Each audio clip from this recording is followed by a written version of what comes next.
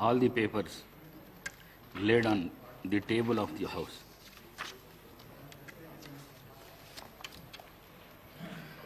I request the Minister for Legislative Affairs on behalf of the Chief Minister to move the motion for leave introduction, the Telangana Civil Codes Amendment Bill 2024. Minister. Honorable Speaker, sir, on behalf of the Honorable Chief Minister, I beg to move for leave to introduce the Telangana Civil Codes Amendment Bill 2024. Motion moved.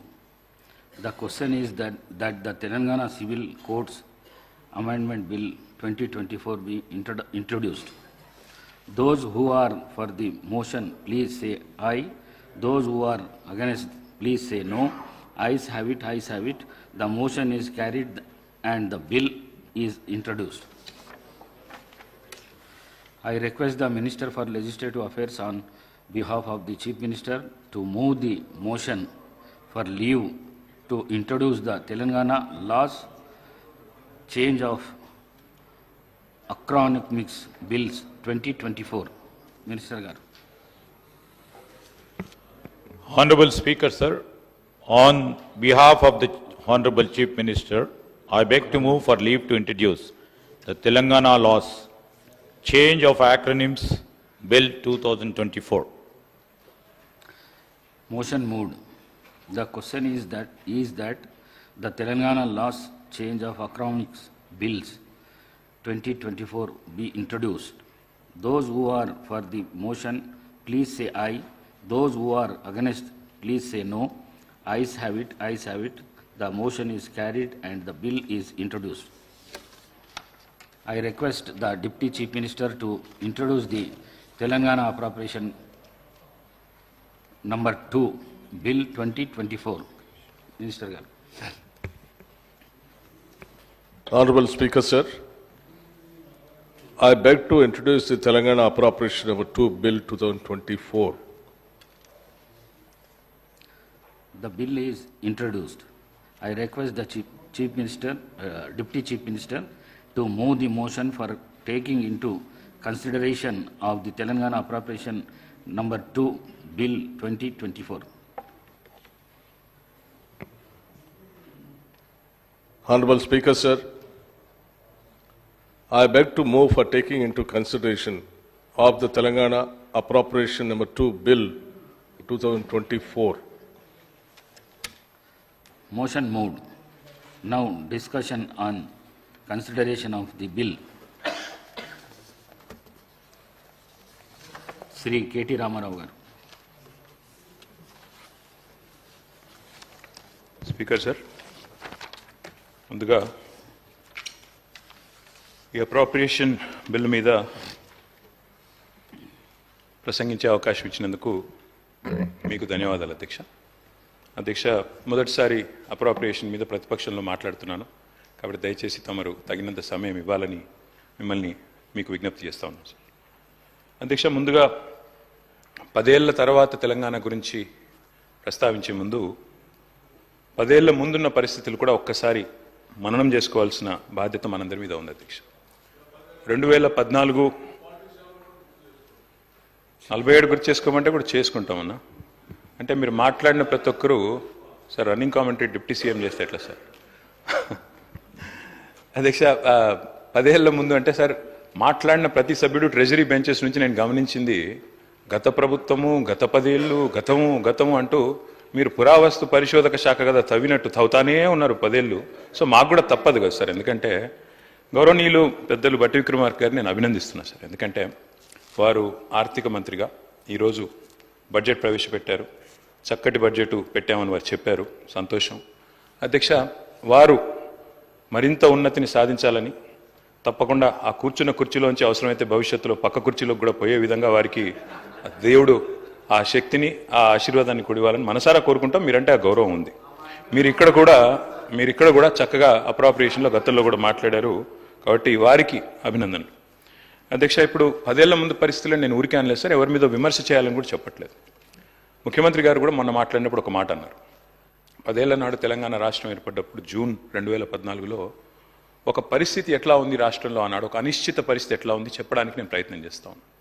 ఆ రోజుల్లో కిరణ్ కుమార్ రెడ్డి గారు ముఖ్యమంత్రి, ఆయన ఒక presentation ఇచ్చి మరీ ఒక కట్టెపట్టుకొని అసలు రాష్ట్రంలో కరెంటే ఉండదు, తెలంగాణలో మీరు దివాలా తీసిపోతారు, అసలు మొత్తం విద్యుత్ ఉత్పత్తి కేంద్రాలని అవతలున్నాయి, మీరు ఏం చేస్తారు ఇక్కడ అంటూ దివాలా మొత్తం చీకట్లతో నిండిపోతుంది అనే విధంగా వారు మాట్లాడారు. ఇంకా కొంతమంది పెద్దలైతే ఈ రాష్ట్రానికి పెట్టుబడులే రావు, ఉన్న పెట్టుబడులే పోతాయి, కొత్త పెట్టుబడులు ఎక్కడి నుంచి వస్తాయి తెలంగాణకి అనే కొంతమంది ఆ ధోరణిలో మాట్లాడినారు. తర్వాత శాంతి భద్రతల విషయంలో కూడా చాలామంది మాట్లాడారు. ఆంధ్ర తెలంగాణ గొడవలు అవుతాయని, హిందూ ముస్లిం గొడవలు అవుతాయని, తిరిగి నక్సలైట్ల రాజ్యం వస్తుందని, రకరకాలుగా అసలు ఈ రాష్ట్రంలో ఉండే మనందరికీ, ఇక్కడ ఉండే నాయకత్వానికి సత్తా ఉందా, ఈ మాట కూడా మాట్లాడినారు సార్. తెలంగాణ వాళ్ళకి పరిపాలనా సామర్థ్యం ఉందా అని కూడా మాట్లాడిన రోజులు ఆ రోజు వెంకటరెడ్డి గారు, తర్వాత ఇంకా మిగతా మిత్రులు చాలామంది అందరం కూడా ఉద్యమంలో ఉన్నాం. ఈ మాటలన్నీ మనం కూడా విన్నాం. కానీ ఈరోజు గర్వంగా చెప్పొచ్చు అధ్యక్ష, ఎందుకంటే ఇది మేము చెప్తున్న మాట కాదు, ఈ మీరు సభకు ఇచ్చిన సోషియో ఎకనామిక్ అవుట్లుక్ ఏదైతే ఉందో అందులోనే చాలా చక్కగా కొన్ని విషయాలు చెప్పారు. బట్టి విక్రమార్క గారు గతంలో ఇక్కడ నేను కూర్చున్న స్థానంలో ఇటువైపు కూర్చున్నప్పుడు వారు కూడా చక్కటి ప్రసంగం చేశారు అధ్యక్ష. 15 మార్చి 2022 నాడు బట్టి విక్రమార్క గారు మాట్లాడిన మాటలు, ప్రతి సంవత్సరం సంపద బాగా సృష్టిస్తున్న రాష్ట్రం, సంపద బాగా పెరుగుతున్న రాష్ట్రం కూడా మనది. కరోనా ఈ దేశాన్ని అతలాకుతలం చేసినప్పటికీ కూడా రాష్ట్ర ఉత్పత్తిలో ఎక్కడా తగ్గుబాటికి కారణం కాకుండా ఈ రాష్ట్ర ప్రజానీకం, రైతాంగం, శ్రామికులు ఈ మహమ్మారి దాడిని కూడా తట్టుకొని పెద్ద ఎత్తున ఈ రాష్ట్ర ఉత్పత్తులను, సంపదను పెంచడం జరిగింది. ఇది బట్టి విక్రమార్క గారు ఆనాడు ఇక్కడ కూర్చున్నప్పుడు మాట్లాడిన మాట.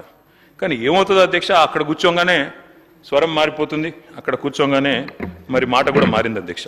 అయినప్పటికీ వారు ఏం చెప్పినా వారు ఇచ్చిన బుక్కే అధ్యక్ష ఇది, తెలంగాణ సోషియో ఎకనామిక్ అవుట్లుక్. ఇందులో చాలా చక్కగా అన్ని విషయాలు వివరంగా చెప్పారు అధ్యక్ష. గౌరవ కొత్త సభ్యులందరూ కూడా దయచేసి దీన్ని చూడాలని చెప్పి కూడా నేను వారికి విజ్ఞప్తి చేస్తా ఉన్నా. ఎందుకంటే ఇందులో బడ్జెట్ స్పీచ్లో ఏం చెప్పినా ఇందులో వాస్తవాలు బయటపడ్డాయి. Despite economic hurdles, page number 3 sir, the states strategic sectors continue to contribute to it's economic dynamism. This resilience is bolstered by proactive government policies that attract investments, stimulate employment and foster innovation. ఇది మరి తెలంగాణ రాష్ట్రం యొక్క అభివృద్ధి గురించి మీ ప్రభుత్వమే ఈ socio economic అవుట్లుక్లో చెప్పిన మాట. దాంతోపాటు అధ్యక్ష చాలా చక్కగా చెప్పారు. పేజ్ నెంబర్ 15లో Telangana's gross state domestic product at current prices is 14.64 lakh crore. అంటే 4 లక్షల కోట్ల నుంచి 2014లో మన రాష్ట్ర సంపద 14,64,000 కోట్లకు ఎదిగిందని చెప్పి వారు ఇచ్చిన సోషియో ఎకనామిక్ అవుట్లుక్లోనే చెప్పారు. అదేవిధంగా ఇంకొక మాట చెప్పారు అధ్యక్ష. In 23-24 the per capita income at current prices in Telangana is 3.47 lakhs, which is 1.64 lakh higher than the national per capita income in 2023-24, which makes it the largest state with the highest per capita income in the entire country. ఇది కూడా వారే చెప్పారు. దాంతో పాటు ఇంకొక మాట కూడా చెప్పారు అధ్యక్ష, అది కూడా చెప్తాను. ఇంకొక మాట కూడా చెప్పారు. Over the years Telangana's contribution to India's GDP has shown a steady increase. Telangana's contribution 2014లో ఎంత అధ్యక్ష భారతదేశానికి జీడిపి కాంట్రిబ్యూషన్? కేవలం 4.1%.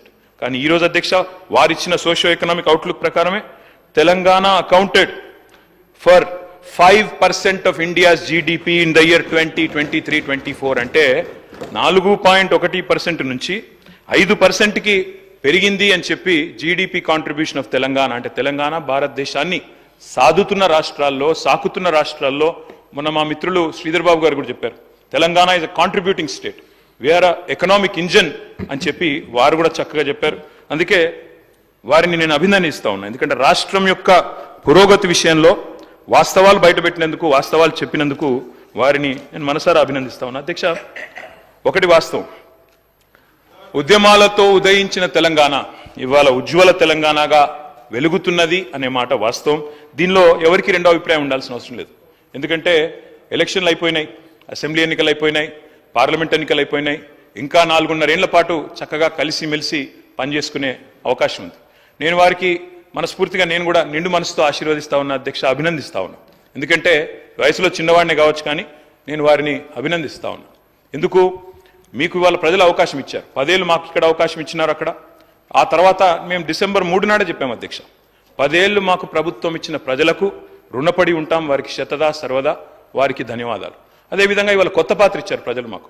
ఒక నిర్మాణాత్మకమైన ప్రతిపక్షంగా, ఒక కన్స్ట్రక్టివ్ ఆపోజిషన్గా, ఈ రాష్ట్రం కోసం పుట్టిన పార్టీగా తప్పకుండా ఈ రాష్ట్ర బాగులు కోరుతూ, ఈ రాష్ట్ర ప్రజల బాగు కోరుతూ మీరు తీసుకునే ప్రతి నిర్ణయానికి మా మద్దతు, మా స్వాగతం ఉంటుంది. కన్స్ట్రక్టివ్ నిర్ణయాలకు తప్పకుండా స్వాగతిస్తాం.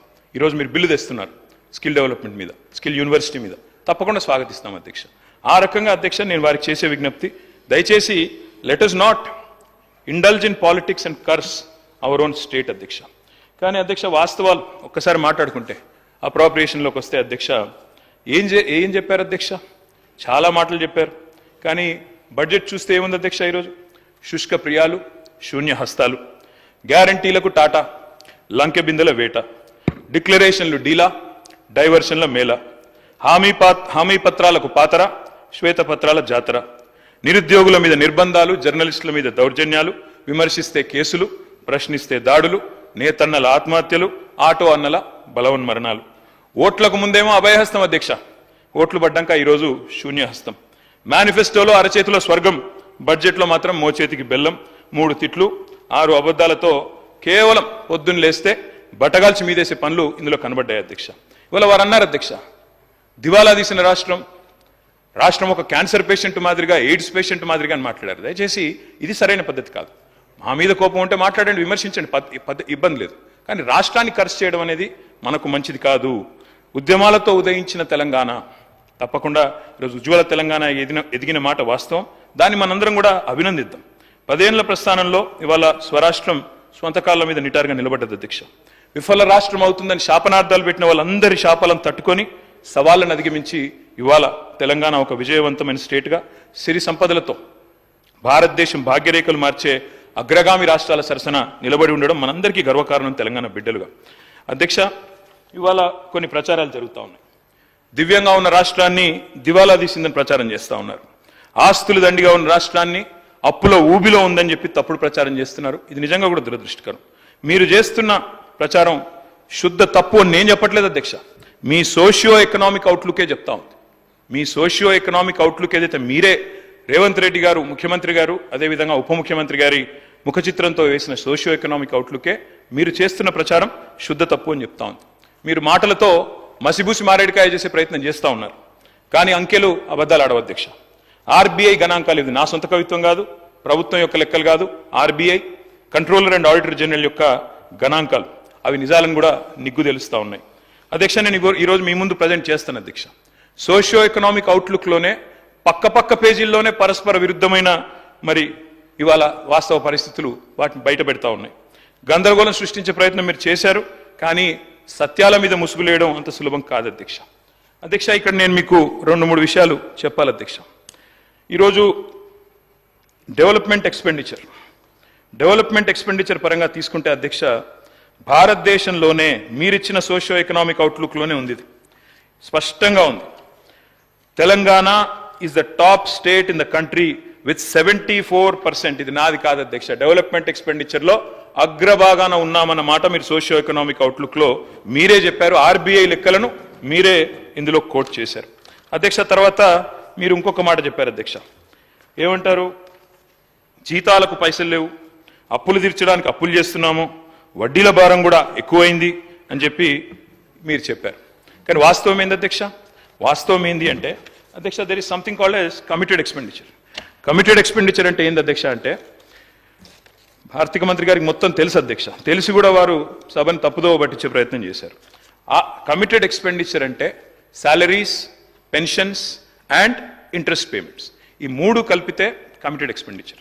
కమిటెడ్ ఎక్స్పెండిచర్ విషయంలో అధ్యక్ష వారి దృష్టికి, అదేవిధంగా గౌరవ సభ్యుల దృష్టికి కూడా నేను తీసుకొచ్చేది, ప్రజల దృష్టికి కూడా నేను తీసుకొచ్చేది ఏమంటే, మనము చాలా స్పష్టంగా భారతదేశంలోని ఇతర రాష్ట్రాలతో పోలిస్తే చాలా చక్కటి పరిస్థితిలో ఉన్నమాట వాస్తవం అధ్యక్ష. మీ ముందు నేను ప్రజెంట్ చేస్తాను, ఎందుకంటే ఇది మీ బుక్కే కాబట్టి మీ బుక్లోంచే చెప్తాను అధ్యక్ష. కమిటెడ్ ఎక్స్పెండిచర్ విషయానికి వస్తే మనం ఈరోజు కొన్ని ఏ రాష్ట్రాల సరసన ఉన్నాం అధ్యక్ష?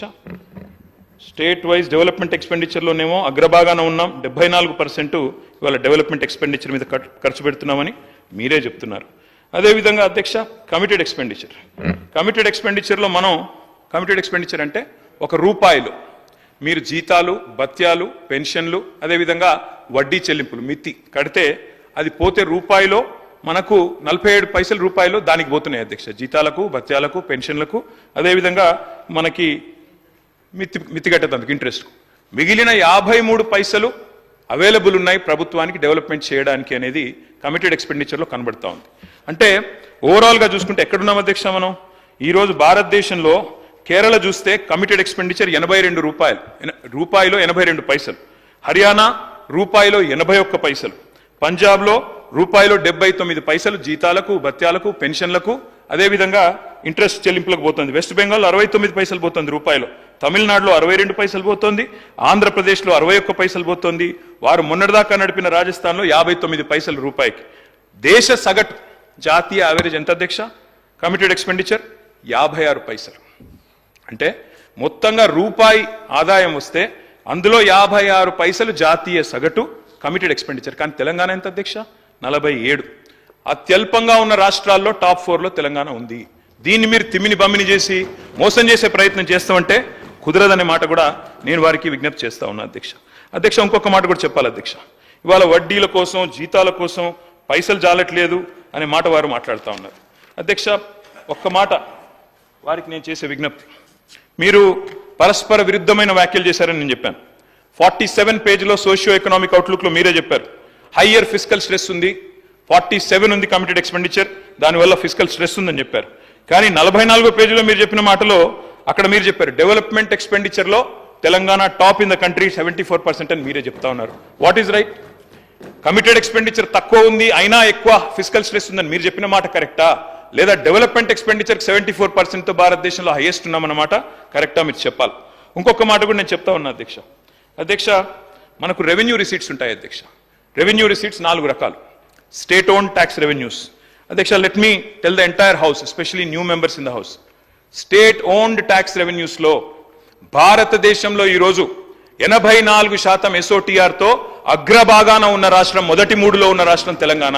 అంటే ఎవరి మీదనో ఆధారపడకుండా, ఇంకెవరి మీదనో మనం కేంద్ర ప్రభుత్వం ఇవ్వలేదనో, యూనియన్ బడ్జెట్లో రాలేదనో మనం బీరిపోకుండా, బిత్తిరి కాకుండా మనం బ్రహ్మాండంగా SOTRఏ 84% అధ్యక్ష. 4 కంపోనెంట్స్ ఉంటాయి రెవెన్యూ రిసీట్స్లో. ఒకటి స్టేట్ ఓన్ ట్యాక్స్ రెవెన్యూస్, రెండవది సెంట్రల్లో మనకు వచ్చే షేరు, మూడవది నాన్ ట్యాక్స్ రెవెన్యూస్, నాలుగవది మనకు ఇంకోటి చెప్తాను సార్, 4 ఉంటాయి సార్. ఆ 4లో మరి ఈరోజు మీరు చూసినట్టయితే ఒక్క మాట, ఈరోజు 2014లో రెవెన్యూ రిసీట్స్ ఎంత, మనకి రెవెన్యూ ఎక్స్పెండిచర్ ఎంత చూసుకుంటే అధ్యక్ష, దాన్ని బట్టే మనం సర్ప్లస్ స్టేటా, మిగులు బడ్జెట్ స్టేటా, లోటు బడ్జెట్ స్టేటా తేలుతుంది అధ్యక్ష. రెవెన్యూ రిసీట్స్ ఉంటాయి, రెవెన్యూ ఎక్స్పెండిచర్ ఉంటుంది. రెవెన్యూ ఎక్స్పెండిచర్లు ఏముంటాయి అధ్యక్ష? జీతాలు, భత్యాలు, అదేవిధంగా మనకి ఇంట్రెస్టు, దాంతోపాటు సబ్సిడీలు కూడా ఉంటాయి. ఈ 4 తీసేస్తే అప్పుడు రెవెన్యూ సర్ప్లస్ ఎంత అని తేలుతుంది. మాటికి ఒక మాట అంటారు అధ్యక్ష, వీరు మిగులు బడ్జెట్తో మేము మీకు అప్పచెప్పిపోతే అప్పుల కుప్ప చేసిండ్రు, అప్పుల పాలు చేసిండ్రు రాష్ట్రాన్ని చెప్తారు అధ్యక్ష. నేను ఇవాళ చెప్తా ఉన్నా, I would like to set the record straight అధ్యక్ష. 2014లో రెవెన్యూ సర్ప్లస్ వాస్ 369 crore. 2022-23లో రెవెన్యూ సర్ప్లస్ వాస్ 5944 crore. నిన్న మీరు పెట్టిన బడ్జెట్లో కూడా రెవెన్యూ సర్ప్లస్ అధ్యక్ష 297 కోట్లు. అంటే మీరు మాకు 369 కోట్ల రెవెన్యూ సర్ప్లస్తో అప్పచెప్తే మళ్ళా మీకు అప్పచెప్పినాడు కూడా మేము 5944 కోట్ల రూపాయల రెవెన్యూ సర్ప్లస్ ఇచ్చిన మాట వాస్తవం కాదా? Revenue receipts minus revenue expenditure, అదే కదా రెవెన్యూ సర్ప్లస్. నేను చెప్పింది తప్ప? మరి అప్పుల పాలైపోయింది అంటే ఇంకొక మాట అన్నారు నిన్న ఆర్థిక శాఖ మంత్రి గారు, బాధాకరమైన మాట. జీతాలకు ఇచ్చినందుకు కూడా మేము అప్పులు తెచ్చే పరిస్థితి అన్నారు అధ్యక్ష. మరి రెవెన్యూ, మీరు చెప్పిన లెక్కలు తప్ప, మీ మాటలు తప్ప? మీరు చెప్పిన లెక్కల్లో ఏం చెప్పారు అధ్యక్ష? రెవెన్యూ ఎక్స్పెండిచర్లో చూపెట్టారు శాలరీస్, పెన్షన్స్. అందులో ఏం చెప్తున్నారు? శాలరీసు, పెన్షన్స్, సబ్సిడీలు, ఇంట్రెస్ట్లు అన్నీ పోగా 300 కోట్ల రెవెన్యూ సర్ప్లస్ ఉందని బడ్జెట్లో చెప్తారు. కానీ ఇక్కడికి వచ్చి మాత్రం మాటల్లో, స్పీచ్లో ఏం చెప్తారు అధ్యక్ష? జీతాల కోసం అప్పులు తెచ్చే దౌర్భాగ్య పరిస్థితిలో ఉంది రాష్ట్రం అని చెప్పడం సభను తప్పుదో పట్టించడమా కాదా దయచేసి చెప్పాలని చెప్పి కూడా నేను కోరుతా ఉన్నా అధ్యక్ష. వారి రిప్లైలో చెప్పండి అధ్యక్ష. ఇంకొక మాట అధ్యక్ష, నేను మొన్నే చెప్పాను, రిప్లైలో చెప్పండి సార్, మాకు అభ్యంతరం లేదు. I'm not saying anything wrong sir, I'm saying everything in parliamentary way. దయచేసి మీరు రిప్లైలో మొత్తం చెప్పండి అధ్యక్ష. మేము ఇంకొక మాట చెప్పాలి అధ్యక్ష. మొన్ననే హరీష్ రావు కేటీఆర్ గారు 1 minute. ఒకటే నిమిషం, నేనే అధ్యక్ష, వారు రెవెన్యూ రిసీప్ట్స్, రెవెన్యూ ఎక్స్పెండిచర్ గురించి మాట్లాడుతూ మా సమయం అంతా అద్భుతంగా రెవెన్యూ సర్ప్లస్తోనే ఉంది, ఎటువంటి ఇబ్బంది లేదని చెప్తా ఉన్నారు. కరెక్టే, రెవెన్యూ రిసిప్ట్స్ కూడా అద్భుతంగా ఉన్నాయి. జీతాలన్నీ ఆ రెవెన్యూ ఎక్స్పెండిచర్లోనే ఉంటాయి. మరి అద్భుతంగా రెవెన్యూ రిసిప్ట్స్ ఉన్నప్పుడు 2021 నుంచి 2023, 24 వరకు మొదటి తారీఖుని ఇవ్వాల్సినటువంటి జీతాలని మీరు 15వ తారీఖు, 20వ తారీఖు దాకా ఎందుకు పెండింగ్ పెట్టుకుంటూ వచ్చారు? ఒక్కసారి చెప్పండి అధ్యక్ష. దేనికోసం? ఉన్న అద్భుతంగా రెవెన్యూస్ ఉన్నాయి, ఎందుకు పెండింగ్ పెట్టారు అధ్యక్ష? దేనికోసం పెట్టారు? ఎటు డైవర్ట్ చేశారు? ఏం చేశారు? ఇవన్నీ వాస్తవాలే కదా అధ్యక్ష. KTR speaker sir, yes sir, I agree with deputy chief minister. Receipts బాగున్నాయి. మేము చెప్పిన మాట ఏం చెప్పాం సార్? కరోనా అనేది ఒకటి విశ్వమానవాళి ఎవరు ఎన్నడూ ఎదుర్కొని ఉపద్రవం ఒకటి మనందరం కూడా ఎదుర్కొన్నాము. ఆ కరోనా సమయం మేము తెచ్చాము, కరోనా మేము తేలేస్తాము అధ్యక్ష. దాని తర్వాత సార్ బ్రదర్ వినండి, ఒక నిమిషం వినండి దయచేసి. వారిని కోరేది అధ్యక్ష, నేను సబ్జెక్ట్ మాట్లాడుతున్నాను బ్రదర్, విమర్శ చేయడం లేదు అధ్యక్ష. 2019 చివరిలో కరోనా వచ్చింది అధ్యక్ష, 19 డిసెంబర్లో వచ్చింది. అందుకే COVID-19 అంటారు దాన్ని, ఎందుకంటే 19 చివరిలో వచ్చింది. 2020 మార్చిలో ఇండియాలోకి వచ్చింది. మొదటి కేసు హైదరాబాద్లో 2020 మార్చి 2 నాడు వచ్చింది. అప్పటి నుంచి అధ్యక్ష 2 సంవత్సరాలు ఆర్థికంగా అతలాకుతలం అయిపోయిన పరిస్థితి. అందుకే అధ్యక్ష మీరు చూస్తే లెక్కల్లో అప్పటిదాకా జీతాలు చక్కగానే వచ్చినాయి కదా అధ్యక్ష. ఆ తర్వాతనే కదా కొంత ఏమనుకున్నాం, ఎక్కడ డైవర్ట్ చేశారో అన్నారు డిప్యూటీ సీఎం. ఎస్, ఎక్కడ డైవర్ట్ చేశాం అధ్యక్ష? మేమేమనుకున్నాం, కరోనా అయినా ఆర్థిక సంక్షోభమైనా ఆసరా పెన్షన్లు ఆగొద్దు, కళ్యాణ లక్ష్మి ఆగొద్దు, రైతు బంధు ఆగొద్దు, పేదవాళ్లకు ఎస్సీ ఎస్టీ డెవలప్మెంట్కి ఇచ్చే డబ్బులు ఆగొద్దని వాటికి డైవర్ట్ చేశాం. ఉద్యోగులకు 4-5 రోజులు ఆలస్యంగా ఇచ్చి ఉండొచ్చు, మేము ఒప్పుకుంటాం, ఇచ్చి ఉండవచ్చు. కానీ మీరు కూడా దయచేసి గమనించుకోండి, సరి చేసుకోండి. ఈ రోజు కూడా బట్టి విక్రమార్క గారు నేను కోరుతా ఉన్నా, మీరు కూడా మిమ్మల్ని మీ డిపార్ట్మెంట్ తప్పుదోవ పట్టిస్తోంది.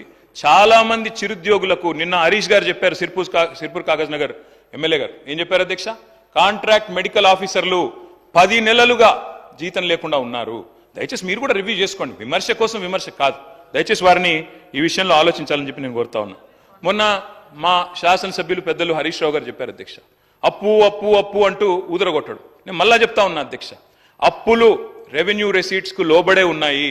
రెవెన్యూ సర్ప్లస్ ఉన్నాము అంటే అప్పులు చేసే పరిస్థితి ఇవాళ జీతాల కోసమో రెవెన్యూ ఎక్స్పెండిచర్ కోసమో చేసే పరిస్థితి లేదు.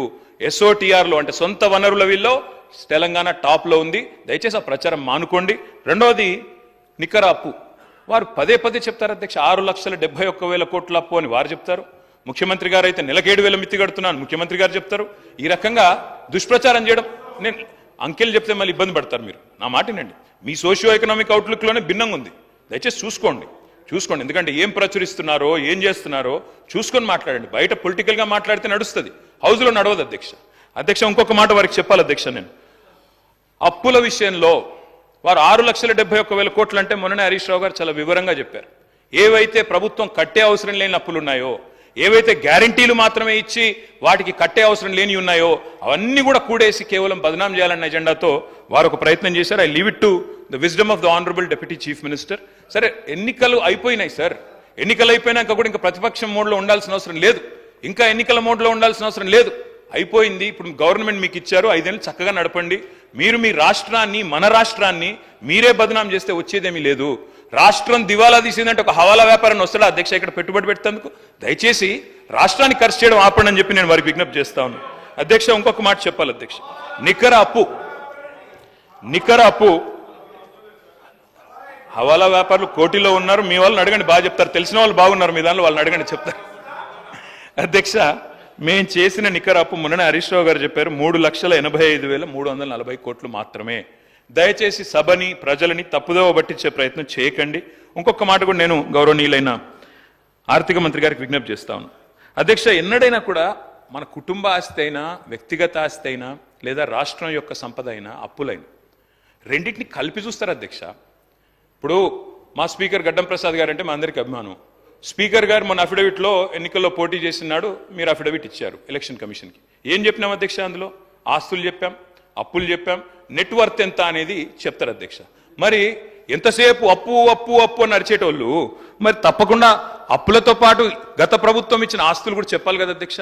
ఎట్లా చూస్తారంటే అధ్యక్ష, ప్రపంచవ్యాప్తంగా అప్పు ఇవ్వాలి అంటేనే, అప్పు ఎవరైనా ఇవ్వాలంటేనే సంపద చూస్తేనే ఇస్తారు అధ్యక్ష. పరపతి లేకపోతే, పతార లేకపోతే, పలుకుబడి లేకపోతే, నువ్వు కట్టే సత్తా ఉందా లేకపోతే ఎవరిస్తారు అధ్యక్ష అప్పు?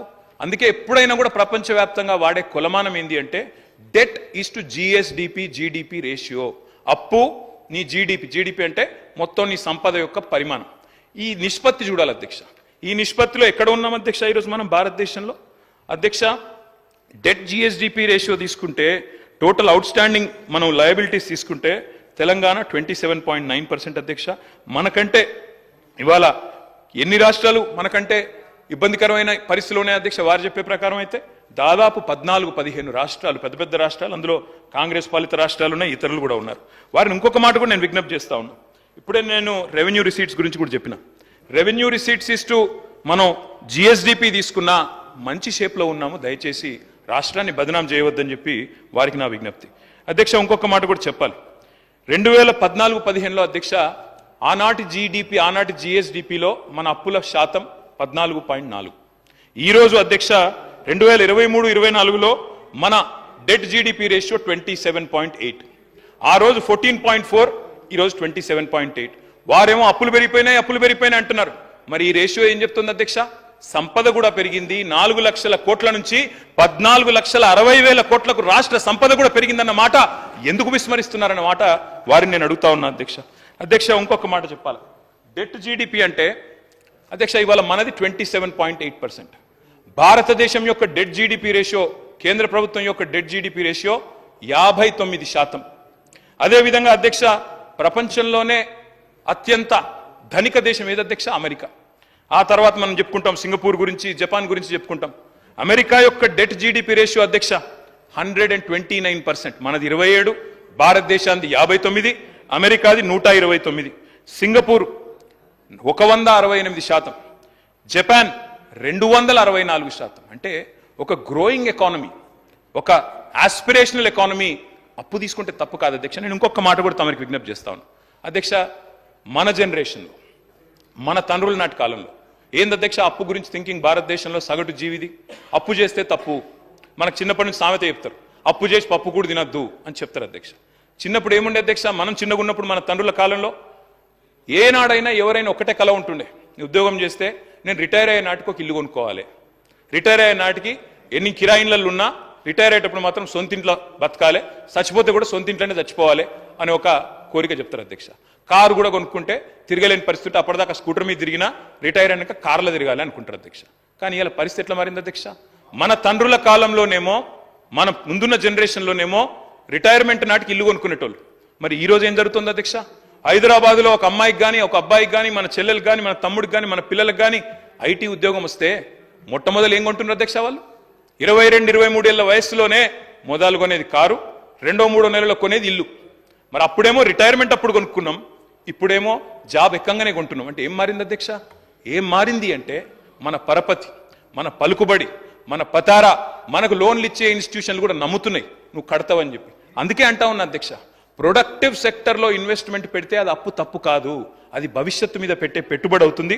కాబట్టి అప్పు అప్పు అప్పు అంటూ ఆగం చేయవద్దని చెప్పి కూడా వారిని నేను విజ్ఞప్తి చేస్తా ఉన్నా అధ్యక్ష. నేను ఇంకొక మాట కూడా చెప్పాలి. రాష్ట్రం వచ్చిన నాడు తెలంగాణ రెవెన్యూ 46,000 కోట్ల అధ్యక్ష. 2024 నాటికి రాష్ట్ర రెవెన్యూ 1,60,000 కోట్లు అధ్యక్ష. ఇప్పుడే నేను చెప్పాను, గ్రాంటినేట్స్ కూడా ఉంటాయి రెవెన్యూ రిసీట్స్లో. గ్రాంటినేట్స్ వారు మరి ఎక్కువ వేసుకొని రెవెన్యూ సర్ప్లస్ ఏమైనా తప్పు చెప్పారా, అప్రోప్రియేషన్లో మీరు కరెక్ట్ చేసుకోవచ్చు, తప్పు చేసామని ఒప్పుకోవచ్చు, మాకు అభ్యంతరం లేదు. మేము కేంద్రం నుంచి ఎక్కువ వస్తాయి అనుకున్నాం గ్రాంట్స్, మరి ఇప్పుడు రావనుకుంటున్నాం, కాబట్టి సవరించుకుంటాం, అప్రోప్రియేషన్లో రీఅప్రోప్రియేట్ చేసుకుంటామంటే మాకు అభ్యంతరం లేదు అధ్యక్ష, మేము వారికి సహకరిస్తాం అధ్యక్ష. ఇంకొక మాట కూడా వారికి చెప్పాలా అధ్యక్ష, సొంత రాష్ట్రంలో సొంత ధనంతో సొంత కాళ్ళ మీద నిలబడే రాష్ట్రాన్ని మీకు అప్పజెప్పినాము. ఇప్పుడే నేను చెప్పాను, ఎస్ఓటిఆర్ లో 84%తో అగ్రభాగాన రాష్ట్రం ఉన్నది. ఇంకొక మాట కూడా వారికి చెప్పాలి అధ్యక్ష. ఫిస్కల్ డెఫిసిట్ 2014లో ఫిస్కల్ డెఫిసిట్ ఏంది అధ్యక్ష? ఫిస్కల్ డెఫిసిట్ అంటే ద్రవ్య లోటు. ద్రవ్య లోటు అంటే మన ఆదాయం ఎంత, మన ఖర్చు ఎంత, దాని మధ్యన ఉన్న అంతరం ఎంత, అంటే మనం ఇంకెంత అప్పు తీసుకోవాలనేది చెప్పేది.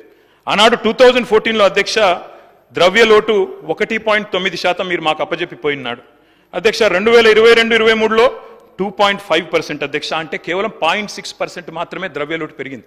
ఇంకొక మాట నేను ఆర్థిక మంత్రి గారికి విజ్ఞప్తి చేస్తా ఉన్నా, కేంద్ర ప్రభుత్వం కింద మీద పడుతోంది. వాళ్ళు they've set a target of fiscal deficit of 4.9%. దాన్ని రీచ్ కాలేక మొన్నటి బడ్జెట్లో కూడా 5.4%కే కేంద్రం ఫిస్కల్ డెఫిసిట్ మొన్న కూడా అయింది. మనం మాత్రం 2.5%. We're in healthy shape, we're in the pink of health. మీకు పింక్ కలర్ మీద కోపం ఉండొచ్చు, but the state is in the pink of health. దయచేసి దాన్ని అభాస్పాలు చేయకండి, బదనాం చేయకండి. మా ఉత్తమన నవ్వుతున్నారు పింక్ ఆఫ్ హెల్త్ అంటే. We're in the pink of health sir, we should all compliment it. అధ్యక్ష, I would like to say one more thing sir. కేంద్రంతో పోలిస్తే ఫిస్కల్ డెఫిసిట్ విషయంలో వారు 5.4 ఉంటే మనం 2.5 ఉన్నాం. మరి మీరు మనం దివాలా తీసినామంటే వారు డబల్ దివాలా తీసిందా సార్? ఇది కూడా చెప్పాలా.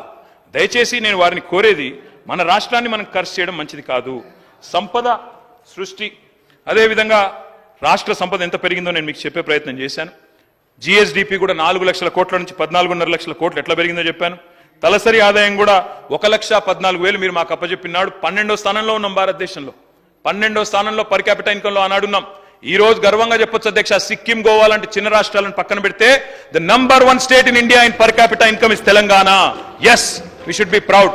అవును, ఉప ముఖ్యమంత్రి గారు ఒక మాట అన్నారు, రంగారెడ్డి జిల్లాలో 9,62,000, వికారాబాద్ 1,80,000 అన్నారు. కానీ let me remind honourable deputy chief minister sir, 33 జిల్లాలు ఉండే తెలంగాణలో గత సంవత్సరం 33 జిల్లాలు కూడా దేశ సగటు జాతీయ ఆదాయం కంటే, తలసరి ఆదాయం కంటే హయ్యర్ ఉన్నాము.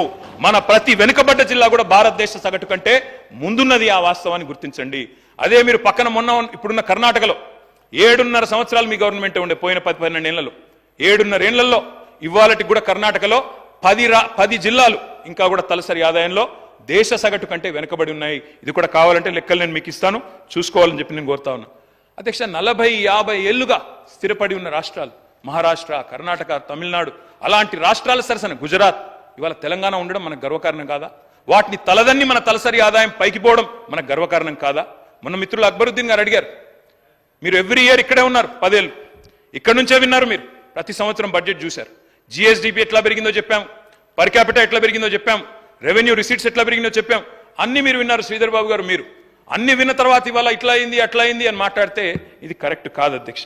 సిరిగల తెలంగాణను, లక్ష్మీ కలగల తెలంగాణను దివాలా తీసిందని చెప్పడం ఎంతవరకు సమంజసమో గౌరవ ఆర్థిక మంత్రి గారే చెప్పాలి అధ్యక్ష.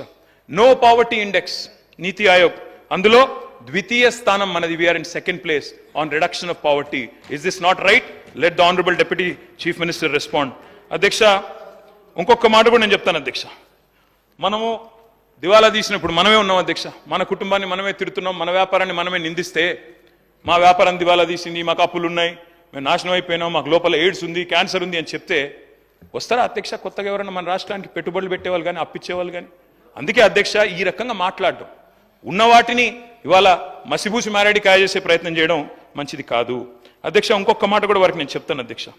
Absorption capacity of state is also important. మేము గతంలో ప్రభుత్వంలో ఉన్నప్పుడు yes, we have taken loans, but we have put it, we have invested in productive sectors.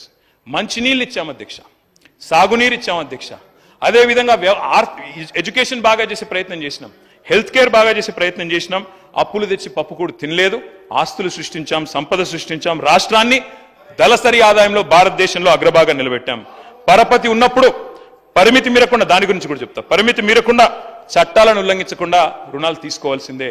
FRBM విషయంలో కూడా నేను ప్రభుత్వాన్ని రిక్వెస్ట్ చేస్తా ఉన్నా, మీరు బేసిదానికి పోకండి, కేంద్రంతో తప్పకుండా మాట్లాడండి, ఇంకా అవసరమైతే ఎఫ్ఆర్బిఎం కొంత అడిషనల్గా ఇవ్వమని అడగండి, తప్పేం లేదు. మాకు తెలుసు ఈరోజు మీరు కూడా రుణమాఫీ చేయడానికి నానా కష్టాలు పడుతున్నారు, తంటాలు పడుతున్నారు, మేము అర్థం చేసుకోగలం, అక్కడ ఉన్నాం నిన్నటిదాకా, కాబట్టి మాకు కూడా తెలుసు. రాష్ట్ర ఆర్థిక పరిస్థితి తెలుసు, ఏ రకంగా ఒక పెద్ద మొత్తంలో ఒక్కసారి డబ్బులు తేవాలంటే ఎంత అవస్థో మాకు తెలుసు. నిద్రలేని రాత్రులు మీరు గడుపుతున్నారు, మమ్మల్ని గడిపే విధంగా చేస్తున్నారు, ఇక్కడ 3 గంటల దాకా హౌస్ నడిపి. కాబట్టి మేము సహకరిస్తాం, నిర్మాణాత్మక ప్రతిపక్షంగా we will cooperate with you. తప్పకుండా ప్రభుత్వ పెట్టుబడితో ఈ రాష్ట్రంలోని పేదలు బాగుపడాలి, రాష్ట్రం బాగుపడాలనేదే మా లక్ష్యం అధ్యక్ష.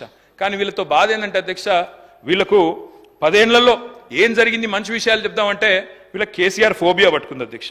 కేసీఆర్ ఆనవాళ్ళు దుడిచేస్తామని చెప్తారు అధ్యక్ష. వీరు చెరిపేయలేని, తుడిపేయలేని, దాచేయలేని ఆనవాళ్ళు కేసీఆర్వి. ఎట్లా జరిపేస్తారు అధ్యక్ష నాకు తెలియక అడుగుతా. కాళేశ్వరం జలసవడిలో కేసీఆర్, కాకతీయ చెరువు మత్తడిలో కేసీఆర్, భగీరథ నల్లా నీళ్లలో కేసీఆర్, పాలమూరు జలధారల్లో కేసీఆర్, సీతారామ ఎత్తిపోతల్లో కేసీఆర్, గురుకుల బడిలో కేసీఆర్, యాదాద్రి గుడి యశస్సులో కేసీఆర్, విరజిమ్మే విద్యుత్ వెలుగుల్లో కేసీఆర్, మెడికల్ కాలేజీల వైద్య విద్యా విప్లవంలో కేసీఆర్, కలెక్టరేట్ భవనాల కాంతుల్లో KCR, command control centre heights లో కేసీఆర్, మీరు కూర్చున్న సచివాలయపు సౌధపు రాజసంలో KCR, T hub, T works, we hub సృజనలో కేసీఆర్, వ్యూహాత్మక రహదారుల దర్జాలో కేసీఆర్, అంబేద్కర్ విగ్రహ మెరుపుల్లో, ప్రపంచంలోనే అతి పెద్దదైన అంబేద్కర్ విగ్రహ మెరుపుల్లో కేసీఆర్, అమర దీపం ఆశయాల్లో కేసీఆర్. అధ్యక్ష వారు అన్నారు అధ్యక్ష, డిప్యూటీ సీఎం గారు అన్నారు అధ్యక్ష, మీరు మమ్మల్ని అభినందిస్తారనుకున్నాం అని మాట్లాడారు అధ్యక్ష. ఇంత చక్కటి బడ్జెట్ పెట్టాం, అభినందిస్తారనుకున్నాం అన్నారు అధ్యక్ష. అధ్యక్ష వారు నేను అడుగుతా ఉన్నా అధ్యక్ష, ఎందుకు అభినందించాలి అధ్యక్ష? ఏం చూసి అభినందించాలి? ఏమన్నారు మీరు? 6 గ్యారంటీలను 100 రోజుల్లో అమలు చేస్తాం అని మాట తప్పినందుకు అభినందించాలా?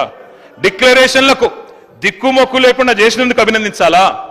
420 హామీలను తుంగలో దొక్కి మా మేనిఫెస్టో చైర్మన్ శ్రీధర్ బాబు గారు రాసిన హామీలను తుంగలో దొక్కినందుకు అభినందించాలా? అభినందించడం కాదు అధ్యక్ష, అభిశంసించాలి. మిమ్మల్ని అభిశంసించాలి.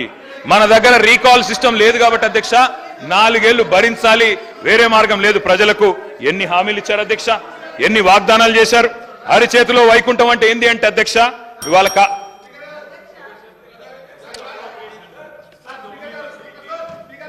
సార్ కేటీఆర్ గారు 1 మినిట్ 12 గంటలకు చర్చ పూర్తి చేసుకొని డిప్యూటీ సీఎం గారు రిప్లై ఇవ్వటం జరుగుతుంది. దయచేసి సభ్యులు సహకరించవలసిందిగా కోరుతున్నాను. కేటీ రామారావు గారు ప్రసంగాన్ని తొందరగా పూర్తి చేయాలి. ఎందుకంటే ఈరోజు నూతన గవర్నర్ గారు ప్రమాణ స్వీకరణం ఉన్నది సాయంత్రం 4 గంటలకు రాజ్భవన్ వెళ్ళవలసి ఉన్నది. గౌరవ సభ్యులందరూ మరియు నేను, కౌన్సిల్ చైర్మన్ గారు కూడా ప్రమాణ స్వీకరణానికి వెళ్ళవలసింది. అందుకే కేటీఆర్ గారు తొందరగా చేస్తే మళ్ళీ డిప్యూటీ సీఎం గారు అప్రాప్రియేషన్ బిల్ కౌన్సిల్లో కూడా చెప్పాల్సి ఉంది. Speaker sir, I request you for one thing. I request LA Minister also for one thing. I know today is the last day for you to pass appropriation bill. We know that. 31st లో ఈరోజు రాత్రి 12 గంటల లోపల మీరు appropriation bill pass చేసుకోవాలి. మాకు idea sir. I request you, governor గారు వస్తున్నారు తెలుసు సార్. నాకు మేము సీనియర్ మెంబర్ సార్, నేను మంత్రిగా పనిచేశాను. ఇది నాకు 4వ టర్ము, 5 సార్లు ఎలక్షన్లు గెలిచాను. ఊరికే రాలేదు సార్. నేను అనేది ఒకటే రిక్వెస్ట్ సార్, 12 గంటల లోపల అప్రోప్రియేషన్ బిల్లు పాస్ అవ్వాలి. దయచేసి తమరితో నా ప్రార్థన. రాష్ట్ర బడ్జెట్కు మించి, రాష్ట్ర ప్రజలకు ఇచ్చిన హామీలకు మించిన అంతకంటే పెద్ద ప్రయారిటీ అయితే ఉండదు సార్. అధ్యక్ష మేము కూడా పోతాం, గవర్నర్ గారి దగ్గర మేము కూడా పోతాం, తప్పకుండా వారిని మేము కూడా స్వాగతిస్తాం. దయచేసి తర్వాత అడ్జెంట్ చేయండి. Let the honourable deputy chief minister come back, we'll hear his reply after governor వారికి వచ్చిన సెరమోనియల్ వెల్కమ్ తర్వాత అడ్జర్న్ చేసి మళ్ళీ తిరిగి రమ్మనండి. తప్పకుండా రాత్రి 12 లోపల బిల్లు పాస్ చేద్దాం, అప్రోప్రియేషన్ బిల్లు. మాకు అభ్యంతరం లేదు. అంతేగాని గవర్నర్ గారు వస్తున్నారు 3:30 కాబట్టి క్లోజ్ చేయండి అంటే అధ్యక్ష అప్రోప్రియేషన్కి మించిన, ఎందుకంటే ఇవాళ ఒక్కొక్క రూపాయి రేపు ఎట్లా ఖర్చు పెట్టబోతున్నారు రాబోయే సంవత్సరంలో అని చెప్పేది ద్రవ్య వినిమయ బిల్లు. దీనికి మించిన ప్రయారిటీ ఉండాల్సిన అవసరం లేదు అధ్యక్ష. ఐ రిక్వెస్ట్ ద గవర్నమెంట్, మేము చెప్పాం కాబట్టి బేసిదానికి పోకండి. Let us go to the governor, we'll welcome him ceremonially, come back and then let the deputy chief minister reply. అధ్యక్ష చాలా మంది మాట్లాడాలని తాతాలాడుతున్నారు అధ్యక్ష, వారికి కూడా ఇవ్వండి, నేను అర్థంట్లేదు. సాయంత్రం 12 దాకా నడపండి. దయచేసి తమరిని కూడా నేను ప్రార్థిస్తా ఉన్నా. ప్రధాన ప్రతిపక్షం నుంచి నేను ఒక్కనే మాట్లాడుతున్నా, మాకు 35 మంది సభ్యులు ఉన్నారు. తప్పకుండా మీరు కూడా గౌరవించి మరి రాష్ట్ర ప్రజల అభిప్రాయాన్ని కూడా దయచేసి ఎల్ఏ మినిస్టర్ గారు కూడా మన్నించి రాత్రి 11:59కి బిల్లు పాస్ చేయండి, 12 లోపల పాస్ చేయండి. సవ్యంగా అన్ని కార్యక్రమాలు జరుగుతాయి కాబట్టి దయచేసి టైం ఇవ్వండి. అధ్యక్ష ఐ రిక్వెస్ట్ యూ. అధ్యక్ష అరిచేతిలో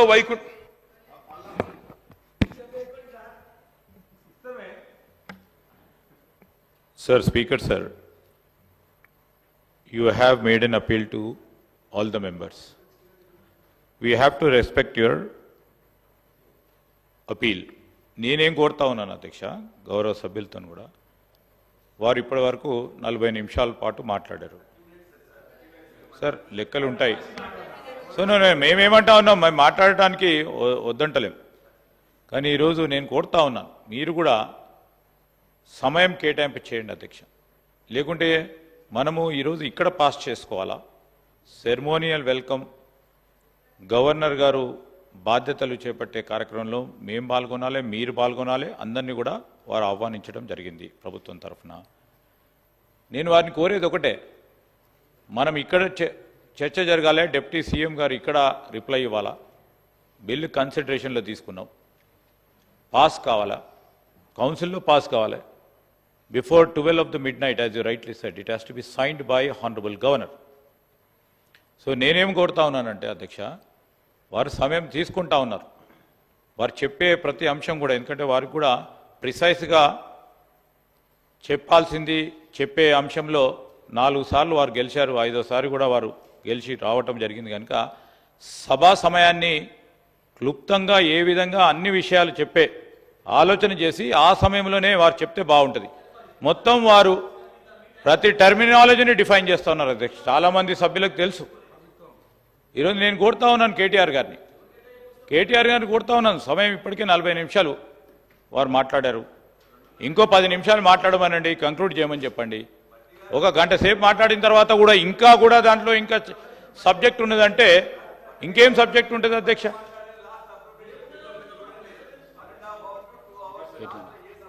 స్పీకర్ సార్, ఎల్ఏ మినిస్టర్ గారితో కూడా నా విజ్ఞప్తి సార్, 57 మంది కొత్త సభ్యులు ఉన్నారు. You're saying everybody knows everything. I'm sorry sir, but that's not how it is. I challenge you sir, honestly. మనం కూడా అందరం ఫస్ట్ ఎమ్మెల్యేలు అయినాం సార్. అయిన తర్వాత 5 ఏళ్ళు పట్టింది సార్ నేర్చుకోవడానికి. అధ్యక్ష, నేను వారిని కోరుతున్నా, ఇప్పుడు నేను ఇక్కడ కావాలంటే మీరు తక్షణం ఒక పాప్ క్విజ్ పెట్టండి. ఫిజికల్ డెఫిసిట్ అంటే ఏంది, రెవెన్యూ రెసీట్స్ అంటే ఏంది, క్యాపిటల్ ఎక్స్పెండిచర్ అంటే ఏంది, పాప్ క్విజ్ పెట్టండి. ఎంతమంది చెప్తారో నేను చూస్తా సార్. ఎందుకు సార్ అట్లా బుల్డోజ్ చేసుకుంటూ పోవడం ఎందుకు? దయచేసి నేనేమంటున్నా, నేను వేరే చెప్తున్నానా సార్? బడ్జెట్ గురించి, అప్రాప్రియేషన్ గురించి కొత్త సభ్యులకు పనికొచ్చే మాటలు చెప్తున్నాను, రాష్ట్రం బాగుపడ్డదని చెప్తున్నాను. దానికి ఇంత తత్తరపాటు కరెక్ట్ కదా, నన్ను చెప్పనేయండి దయచేసి. ఇప్పుడు మీరు చేయండి, చేసే పని చేయండి, 11ంటికి పాస్ చేయండి. గవర్నర్ గారిని మేము కూడా రిక్వెస్ట్ చేస్తాం, సార్ మీరు ఈ రోజు వచ్చారు, మా కోసం ఈ ఒక్కరోజు 12 గంటల వరకు ఉండండి సార్, ఈ 12 గంటలకు సంతకం పెట్టండి అని రిక్వెస్ట్ చేస్తాం మీతో పాటు. ఇది కరెక్ట్ కాదు అధ్యక్ష, మాకు టైం ఇవ్వండి, దయచేసి మాట్లాడివ్వండి అధ్యక్ష. Like I was saying, development expenditure 74%, నేను చెప్పాను, I repeat it. Committed expenditure is only 47%.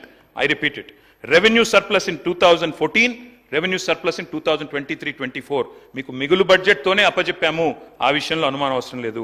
Physical deficit కూడా నేను చెప్పాను, మళ్ళీ చెప్తా ఉన్నా, డెడ్ జీఈడిపి విషయంలో కూడా మంచిగా ఉన్నాము. మీది ఎట్లుందంటే అధ్యక్ష, వీళ్ళ వైఖరి, వీళ్ళు చెప్పారు అధ్యక్ష, అరచేతిలో వైకుంఠం చూపెట్టారు, నానా మాటలు చెప్పారు ఎలక్షన్లో, అన్నీ చెప్పి ఈరోజు అవి చేయలేక ఇబ్బంది పడతా ఉన్నారు. అర్థం చేసుకోగలం అధ్యక్ష, ఎందుకంటే ఎన్నికల్లో గెలవడానికి చెప్పారు అధ్యక్ష, మార్పు రావాలి, మార్పు కావాలి, కాంగ్రెస్ రావాలి అనే స్లోగన్తో యాడ్స్ తయారు చేశారు అధ్యక్ష. మార్పు మార్పు మార్పు అని ఊదరగొట్టారు అధ్యక్ష. అధ్యక్ష, పల్లా దుర్గయ్య గారు అని చెప్పి ఒక తెలంగాణ కవి అధ్యక్ష, పాపం ఈ మార్పు మీద మంచి పద్యం చెప్పినాడు అధ్యక్ష. ఈ సందర్భానికి అది యాప్ట్ అని నేను అనుకుంటా ఉన్నాను. మార్పు మార్పు అనుచు, మార్పు మార్పు అనుచు, పలుమార్లు మార్చి మార్చి ఏ మార్చి పిలిచిన మాత్రాన మార్పు వచ్చునా తత్వమందు. గోమారును పేరు మార్చి సుకుమారి అని ముద్దుగా కోరిక మేర పిలిచిన గోవుల నెత్తురు పీల్చకుండునా. ఇది పల్లా దుర్గయ్య గారు చెప్పిన మాట అధ్యక్ష. అంటే ఏమంటాడు అధ్యక్ష అంటే, ఒక సింహం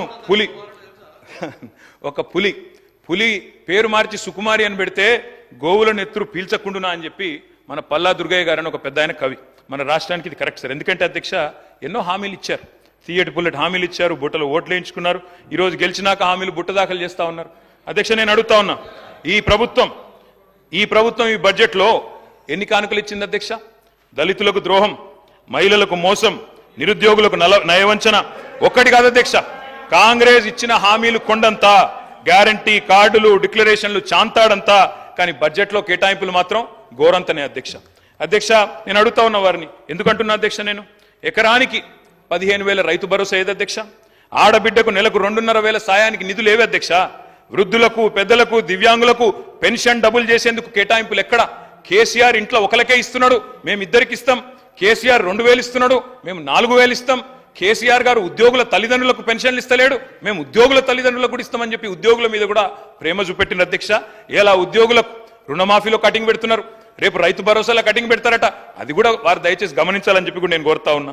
5 లక్షల విద్యా భరోసా కార్డుకు ధనం ఏది అధ్యక్ష ఈ బడ్జెట్లో? తులం బంగారం స్కూటీలకు డబ్బులు ఏవి? కోతలు ఎగవేతలు కత్తిరింపులతో మసిబూసి మారేడికాయ చేసే ప్రయత్నం చేశారు. సవరించండి ప్లీజ్, రీఅప్రోప్రియేట్.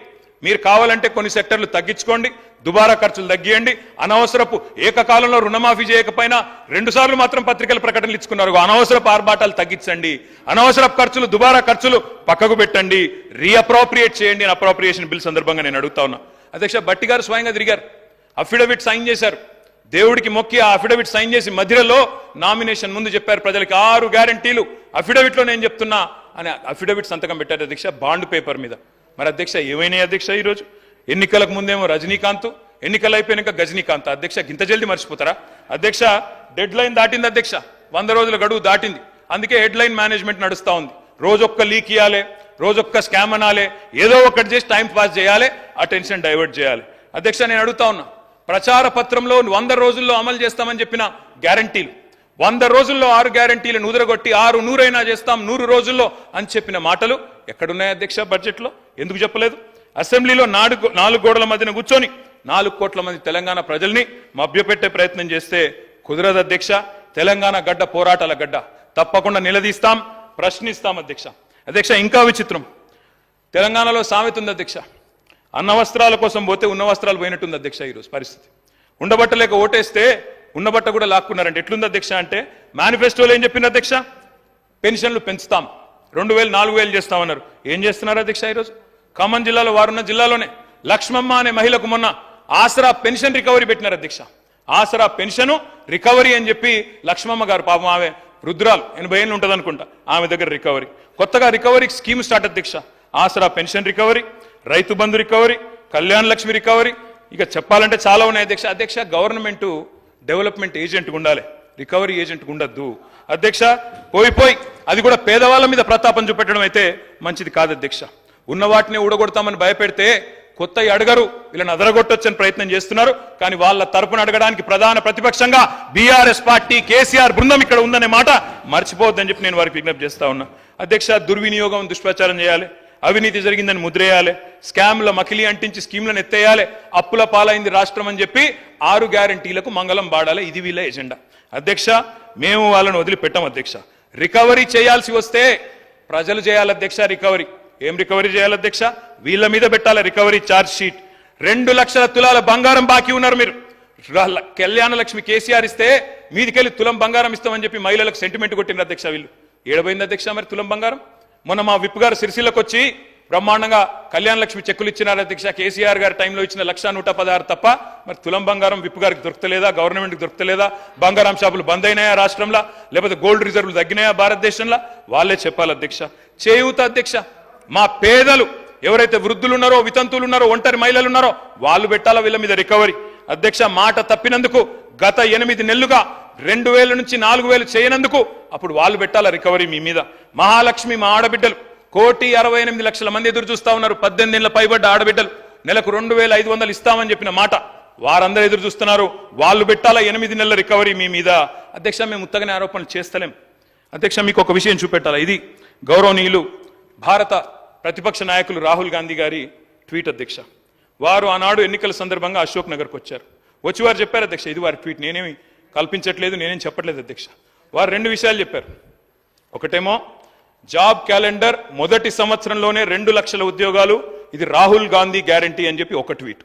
తెలుగులో చేశారు, మనకు అర్థం కాదనుకొని తెలుగులో చేసినారు అధ్యక్ష.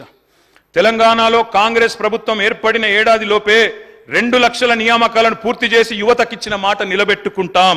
ఇది కాంగ్రెస్ నాయకులు పెద్దలు రాహుల్ గాంధీ గారు చేసిన ట్వీట్ అధ్యక్ష. యువతకిచ్చిన నేను వారికి పంపిస్తా ఉన్నాను తమరి ద్వారా అధ్యక్ష. నేను అడుగుతా ఉన్నా అధ్యక్ష, నిజంగా కూడా రాహుల్ గాంధీ గారు ట్వీట్ చూసిన తర్వాత, వీళ్ళ నిర్వాకం చూసిన తర్వాత, ఆ జోసెఫ్ గోబెల్స్ అని ఒక ఆయన ఉంటుండేన అధ్యక్ష, ఎవరు ఆ జర్మనీలో, ఆయన గిన్న బతికుంటే అధ్యక్ష, ఎవరు వీళ్ళు ఇంత టాలెంటెడ్గా ఉన్నారు, వీళ్ళ దగ్గర ట్యూషన్ నేర్చుకుంటాను పోతుండేనేమో సార్ వీళ్ళ దగ్గరికి. ఎందుకంటే ఇంత అద్భుతంగా అబద్ధాలు చెప్పొచ్చు అని మాకు తెలియదు సార్ అధ్యక్ష. 30,000 ఉద్యోగాలు ఇచ్చినామని చెప్పి బడ్జెట్ స్పీచ్ లో చెప్పారు అధ్యక్ష. 30,000 ఉద్యోగాలు. నేను అడుగుతా ఉన్నా అధ్యక్ష, 30,000 ఉద్యోగాలు ఎక్కడిచ్చారు సార్ అధ్యక్ష? ఐ రికమెండ్, నేను అక్కడ మొత్తం డేట్స్ ఉన్నాయి, నోటిఫికేషన్ ఎప్పుడు వచ్చింది, పరీక్ష ఎప్పుడు జరిగింది, మీరు ఎప్పుడు కాగితాలు ఇచ్చిన డేట్లు ఉన్నాయి చెప్పమంటే చెప్తా అధ్యక్ష.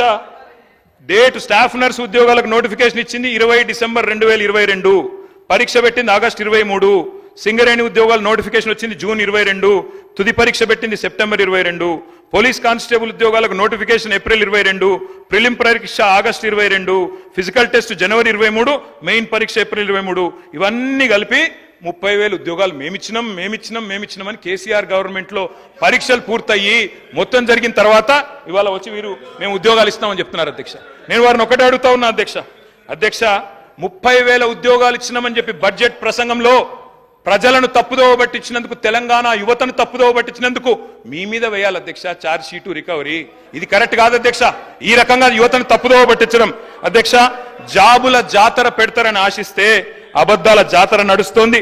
ఇంట్లో ఉన్న క్యాలెండర్ ఇంకో 4 నెలలు అయితే అది కూడా మారిపోతుంది, అయిపోతుంది. కానీ కాంగ్రెస్ చెప్పిన జాబ్ క్యాలెండర్ మాత్రం అత్తలేదు పత్తలేదు అధ్యక్ష. నేను అడుగుతా ఉన్నా ఆ రోజు అశోక్ నగర్ కి ఉస్మానియా యూనివర్సిటీకి పరుగులు పెడుతూ పోయినారు.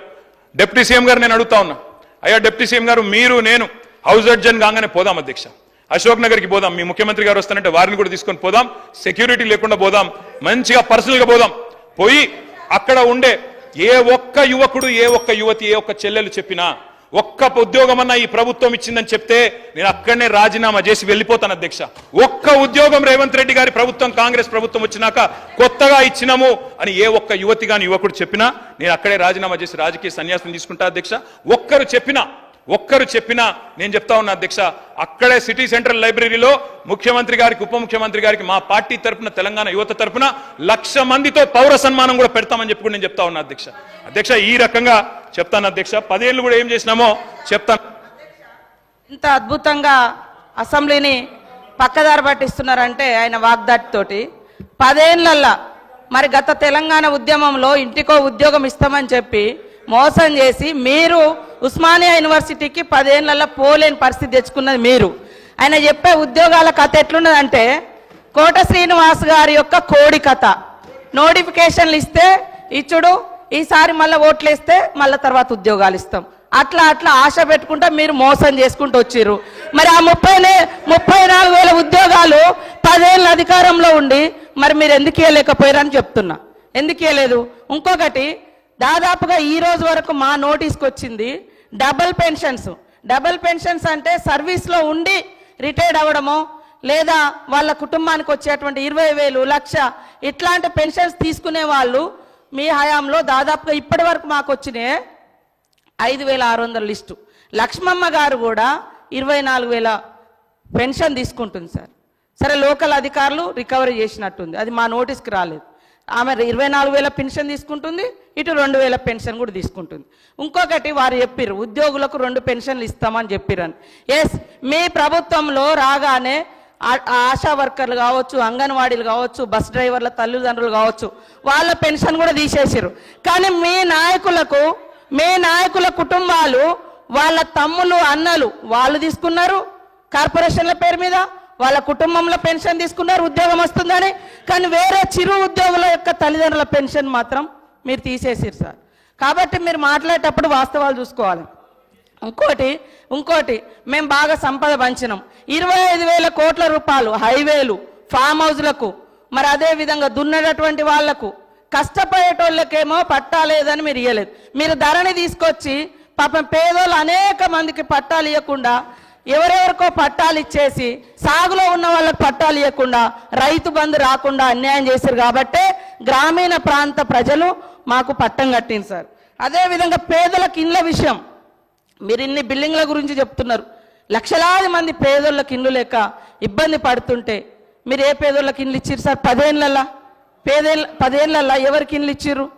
కాబట్టి మీరు ఇండ్లు ఇవ్వలే, బంగ్లాలు చెప్తున్నారు ఓకే, బంగ్లాల గురించి చెప్తున్నారు ఓకే, పేదల బాధల గురించి కూడా మాట్లాడండి.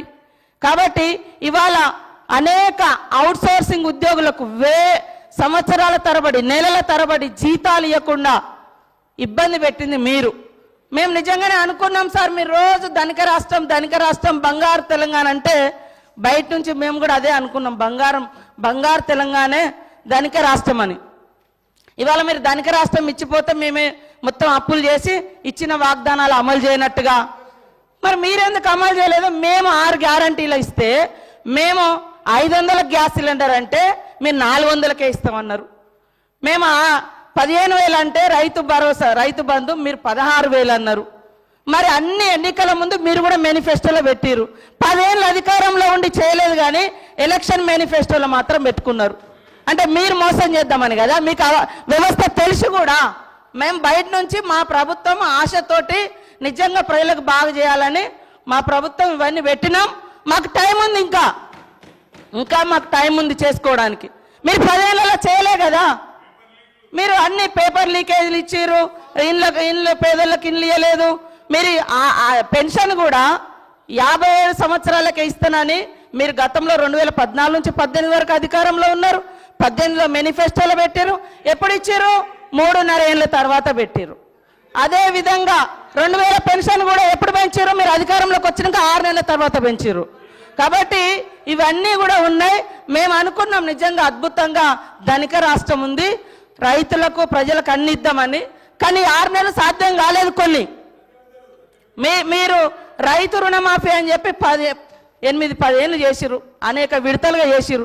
మేము ఒక్కొక్కటి చేస్తున్నాం. ప్రజలు సంతృప్తిగా ఉన్నారు. కానీ బాధంతా మీకే కనబడుతుంది, 3 నెలల ఎలక్షన్ కోరికే పోయింది సార్, అది కూడా తెలుసు. కానీ పదే ఇవ్వలేదు. ఇవ్వకుండా మాకు ప్రజలు బుద్ధి చెప్పేటప్పుడు చెప్తారు. ఖచ్చితంగా ఇచ్చిన మాటకు మేము కట్టుబడి ఉంటాం. కొద్దిగా ఓపికతోటి ఉండండి. మీరు కూడా చాలా చేయలేదు, కానీ మేము చేస్తాం. Conclude, please. సార్, మంత్రులు ఇట్లా డిస్టర్బ్ చేస్తే అధ్యక్ష ఓపికతో ఉండమంటున్నారు. ఓపిక ఉండాల్సింది మంత్రులకు, ట్రెజరీ బెంచెస్కి, మాకు కాదు అధ్యక్ష. ప్రజల తరపున అడగడమే మా ధర్మం. 100 రోజుల్లో చేస్తామని హామీలు ఎవరు ఇవ్వమన్నారు? 100 రోజుల గడువు ఎవరు పెట్టమన్నారు? మేము అడిగినామా, ప్రజలు అడిగినరా? మీరు ఓట్ల కోసం అడ్డగోలు మాటలు చెప్పి 100 రోజుల్లో అన్ని చేస్తామని బిల్డప్లు ఇచ్చి ఇలా అడిగితే కంగారు ఎందుకు పడుతున్నారు అధ్యక్ష? మాకు 5 ఏళ్ళు టైం ఉందంటుండ్రు. మరి ఎలక్షన్ హామీలలో అట్లే చెప్పేది, 5 ఏళ్లలో చేస్తామని చెప్పేది ఉండే. 100 రోజుల్లో చేస్తామని ఎవరు చెప్పన్నారు? వారు చెప్పారు కాబట్టి చెప్తున్నా అధ్యక్ష. వారు అన్నారు ఆసరా పెన్షన్లు. అవును అధ్యక్ష, మీరు మాకు 200 రూపాయల పెన్షన్తో అప్పచెప్పిపోతే 2014లో 10 రెట్లు పెంచి 2,000 చేసింది కేసీఆర్. ఆడపిల్లలకు పెళ్లిలకు మీరు ఒక్క పైసన్నది ఇయ్యలే, 1,116 ఇచ్చింది కేసీఆర్. రైతులకు మీరు ఎన్నడొక్క పైస ఇయ్యలే. రైతులకు పెట్టుబడి భారతదేశంలో స్వాతంత్రం వచ్చిన తర్వాత మొట్టమొదటిసారి 72,000 కోట్ల రూపాయలు ఇచ్చింది కేసీఆర్. అధ్యక్ష, ఏమి చేయలేదని మాట్లాడితే మాకు అవకాశం ఏంటి, ఇంకో గంటన్నర చెప్తాం. మంత్రి గారు కాబట్టి వారు ఏమైనా చెప్పొచ్చు అనుకుంటే కుదరదు అధ్యక్ష. వారు అన్నారు ఉద్యోగాలు ఎన్ని ఇచ్చారు. అధ్యక్ష, నేను మంత్రి గారికి చెప్తా ఉన్నాయి, నేను వారికి పంపిస్తాను. నాకు తెలుసు మీరు అడుగుతారని. మా ప్రభుత్వం ఉన్నప్పుడు అధ్యక్ష 2,32,000 ఉద్యోగాలకు మేము నోటిఫికేషన్లు ఇచ్చాము. 1,60,083 ఉద్యోగాలు భర్తీ చేసినాము. ఇంకొక 40,000 ఉద్యోగాలు ఈ రోజు మీరేవైతే కాగితాలు ఇచ్చి ఫంక్షన్లు చేసుకుంటున్నారో అవన్నీ గత ప్రభుత్వంలో ఇచ్చినాయే, మీరు ఇచ్చినాయి కాదు. అందుకే నేను అడుగుతున్నా తెలంగాణ యువత పక్షాన, మీరేదైతే మాట చెప్పినరో 2 లక్షల ఉద్యోగాలు ఇస్తామని, గత ప్రభుత్వం ఇచ్చిన ఉద్యోగాలు మైనస్ చేసి మందికి పుట్టిన బిడ్డలు మా బిడ్డలు అని చెప్పుకుంటూ కాదు, మీరు ఉద్యోగాలు ఇవ్వండి. 2 లక్షల ఉద్యోగాలు మొదటి సంవత్సరంలో ఇస్తామని చెప్పారు. మంత్రి గారికి నేను పంపుతా ఉన్నా, సీతక్క గారికి మీ ద్వారా దయచేసి ఉద్యోగాల సంఖ్య చూసుకోండి అని చెప్పి కూడా నేను విజ్ఞప్తి చేస్తా ఉన్నా అధ్యక్ష. నేను ఇంకొక మాట కూడా చెప్తా ఉన్నా అధ్యక్ష. చిరుద్యోగుల గురించి వారు మాట్లాడారు అధ్యక్ష. కాంట్రాక్ట్ అవుట్ సోర్సింగ్ ఉద్యోగులకి ప్రభుత్వ ఉద్యోగులతో సరి సమానంగా పిఆర్సీ ఇచ్చిన మొట్టమొదటి ప్రభుత్వం కేసీఆర్ ప్రభుత్వం అధ్యక్ష. తెలుసుకోవాలి వారు అధ్యక్ష. తెలుసుకోకుండా వారు ఇట్లా మాట్లాడడం కరెక్ట్ కాదు. గౌరవ మంత్రి గారిని నేను విజ్ఞప్తి చేస్తా ఉన్నా అధ్యక్ష. మేమేమో సరే మేము చేయలేదన్నారు. మరి నేను అడుగుతా ఉన్నా అధ్యక్ష, మీరేం చేస్తున్నారు? పోస్టులు పెంచమని అడిగితే పోలీస్ జులుం అధ్యక్ష. పోస్ట్ పోన్ చేయమని కోరితే దౌర్జన్యం. ఉస్మానియా హాస్టళ్లలో జొరబడి అరెస్టులు, సిటీ సెంట్రల్ లైబ్రరీలకు చొచ్చుకొని పోయి అరెస్టులు, అమ్మాయిలను అరెస్ట్ చేసి అర్ధరాత్రికి వదిలిపెట్టరు, కిలోమీటర్లు దూరం నడిపించి క్యాంపస్లో ఉరికిస్తా ఉన్నారు. ఇంకా అవమానించే మాటలు అధ్యక్ష. గౌరవ ముఖ్యమంత్రి గారు అంటారు వాయిదా వేయమని అడిగితే గ్రూప్ 2ని కొంతమంది నిరుద్యోగులు సన్నాసులు వాయిదా అంటున్నారు. కోచింగ్ సెంటర్ల కోసం వాళ్ళ డబ్బుల కోసం అడుగుతున్నారన్న భావ్యం అధ్యక్ష. ఎవరైతే మిమ్మల్ని అక్కడ కూర్చోబెట్టినరో ఇవాళ వాళ్ళని అవమానించడం భావ్యమేనా? మేము అడుగుతున్నాం డిప్యూటీ సీఎం గారిని. అధ్యక్ష, మీరే చెప్పారు ఇక్కడ ఉన్నప్పుడు బట్టి విక్రమార్క గారు, గ్రూప్ 1లో 1:100 పిలవండి. గ్రూప్ 2లో మీరిచ్చిన మాట ప్రకారమే 2,000 పోస్టులకు పెంచండి. గ్రూప్ 3లో 3,000 పోస్టులకు పెంచండి. మెగా డిఎస్సి మీరే అన్నారు 25,000 ఉద్యోగాలు ఖాళీగా ఉన్నాయని, మెగా డిఎస్సి వేయండి. మీరే చెప్పారు జీవో 46 ఉద్యోగులకి నిరుద్యోగులకి న్యాయం చేస్తామని. దయచేసి జీవో 46 కూడా సవరించండి తప్పకుండా. మరి మీరు వారికి ఇచ్చిన మాట నిలబెట్టుకోమని మేము కోరుతా ఉన్నాం అధ్యక్ష. నేను ఇంకొక మాట అడుగుతా ఉన్నా అధ్యక్ష. రైతుల విషయంలో నేను మా పల్లా రాజేశ్వర రెడ్డి గారు చాలా విషయాలు చెప్పారు. నేను కూడా కొన్ని విషయాలు మాత్రం చెప్తాను అధ్యక్ష.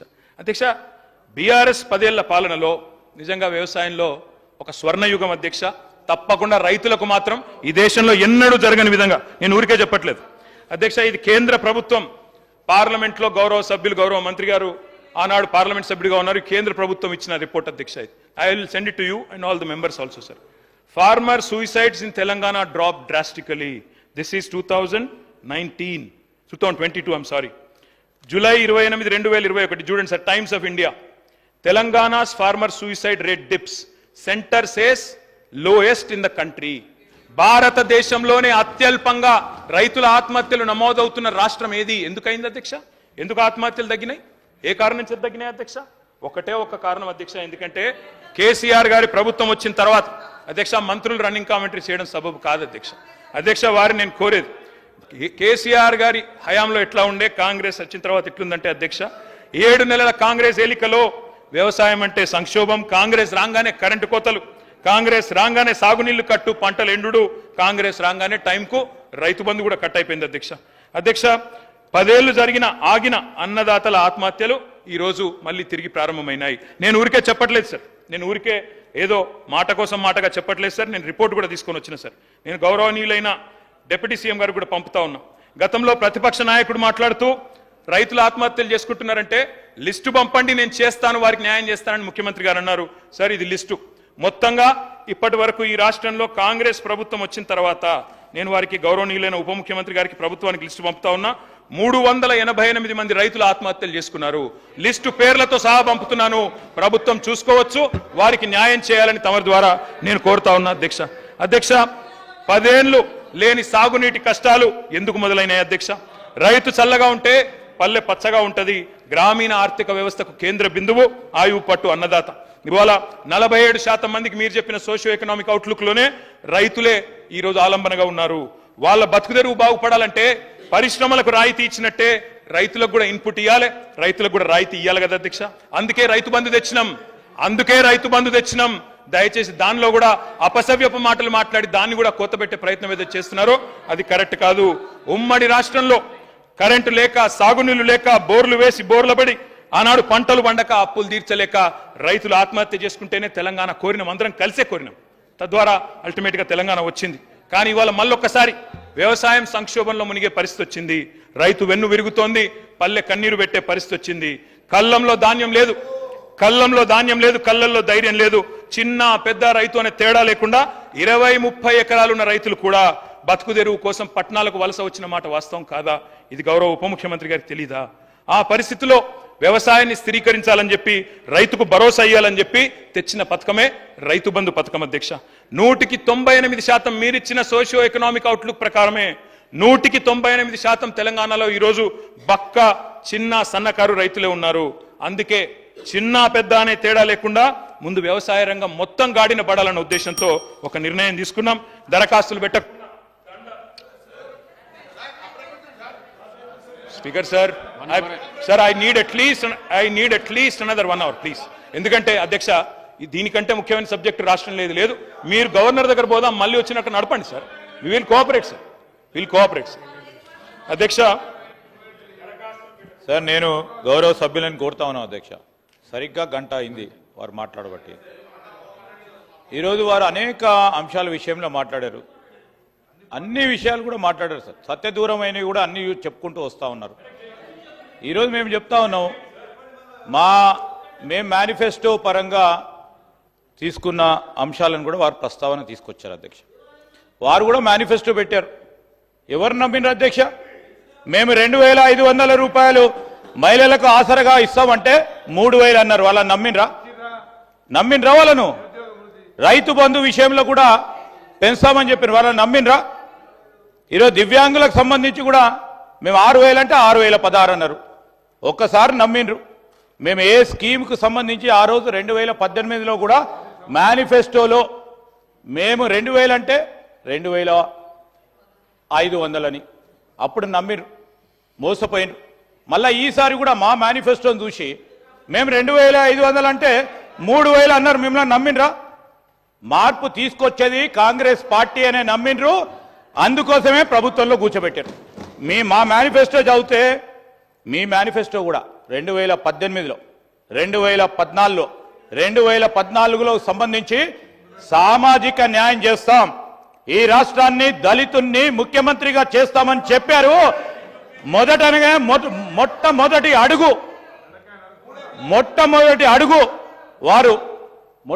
అడుగు అధ్యక్ష, దళిత సోదరుణ్ణి ముఖ్యమంత్రిగా చేస్తామని వారు ఇచ్చిన హామీని తుంగలో తొక్కి సామాజిక న్యాయం గురించి మాట్లాడే అర్హత వారికి ఉందా అధ్యక్ష? వారికి ఈరోజు రైతులకు సంబంధించి కూడా ఈరోజు మేము చెప్తా ఉన్నాం, పూర్తి స్థాయిలో మా దగ్గర స్టాటిస్టిక్స్ ఉన్నాయి.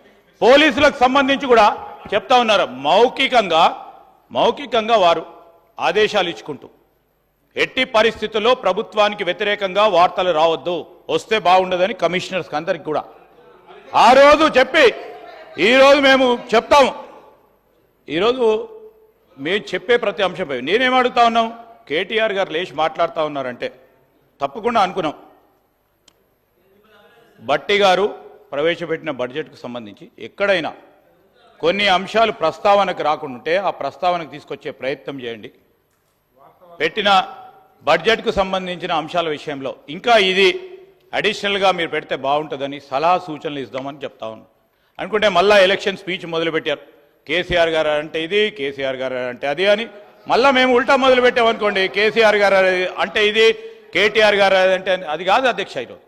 ఈరోజు అప్రాప్రియేషన్కు సంబంధించి ఎక్కడ మొట్టమొదటిసారి బడ్జెట్ని ప్రవేశపెడతా ఉన్నాం ప్రభుత్వం వచ్చిన తర్వాత. మొట్టమొదటిసారి బడ్జెట్కే ఇంత భయపడితే రాబోయే కాలంలో ఇంకా కూడా ఈ 4.5 సంవత్సరాల కాలంలో ఇంకా 4 బడ్జెట్లను కూడా ప్రవేశపెట్టబోతా ఉన్నాం. ఇంకెంత ఊరికి పడతారా? ఇప్పుడే దానికి సంబంధించి నేను ఇప్పుడు కేటీఆర్ గారిని కోరుతా ఉన్నాను, మీకున్న అనుభవం, మీకున్న పరిజ్ఞానం, మీకున్న ఆలోచనలు తెలంగాణ రాష్ట్రాన్ని ఇంకో మెట్టుకు తీసుకెళ్లే ప్రయత్న భాగంలో ఈ విధంగా చేస్తే బాగుంటుందని మీరు సలహా సూచనలు ఇస్తారని అనుకున్నాం. కానీ మళ్ళా తిరిగిపోయి మళ్ళా 10 సంవత్సరాల నుంచి ఏం చేసినామో అని చెప్పుకునే ప్రయత్నం చేస్తూ ఉన్నారు. ఈరోజు మేము ఇప్పుడు చెప్తాం, మీరు చేసిండ్రు, ఏ విధంగా చేసిండ్రు ప్రజలు చూసిండ్రు, ప్రజలు కూడా అనుభవించిండ్రు, ప్రజలకు సంబంధించిన మార్పు రావాలని కోరిండ్రు, మార్పు తీసుకొచ్చే ప్రయత్నంలో ముందుకు సాగుతూ ఉన్నాం అధ్యక్ష.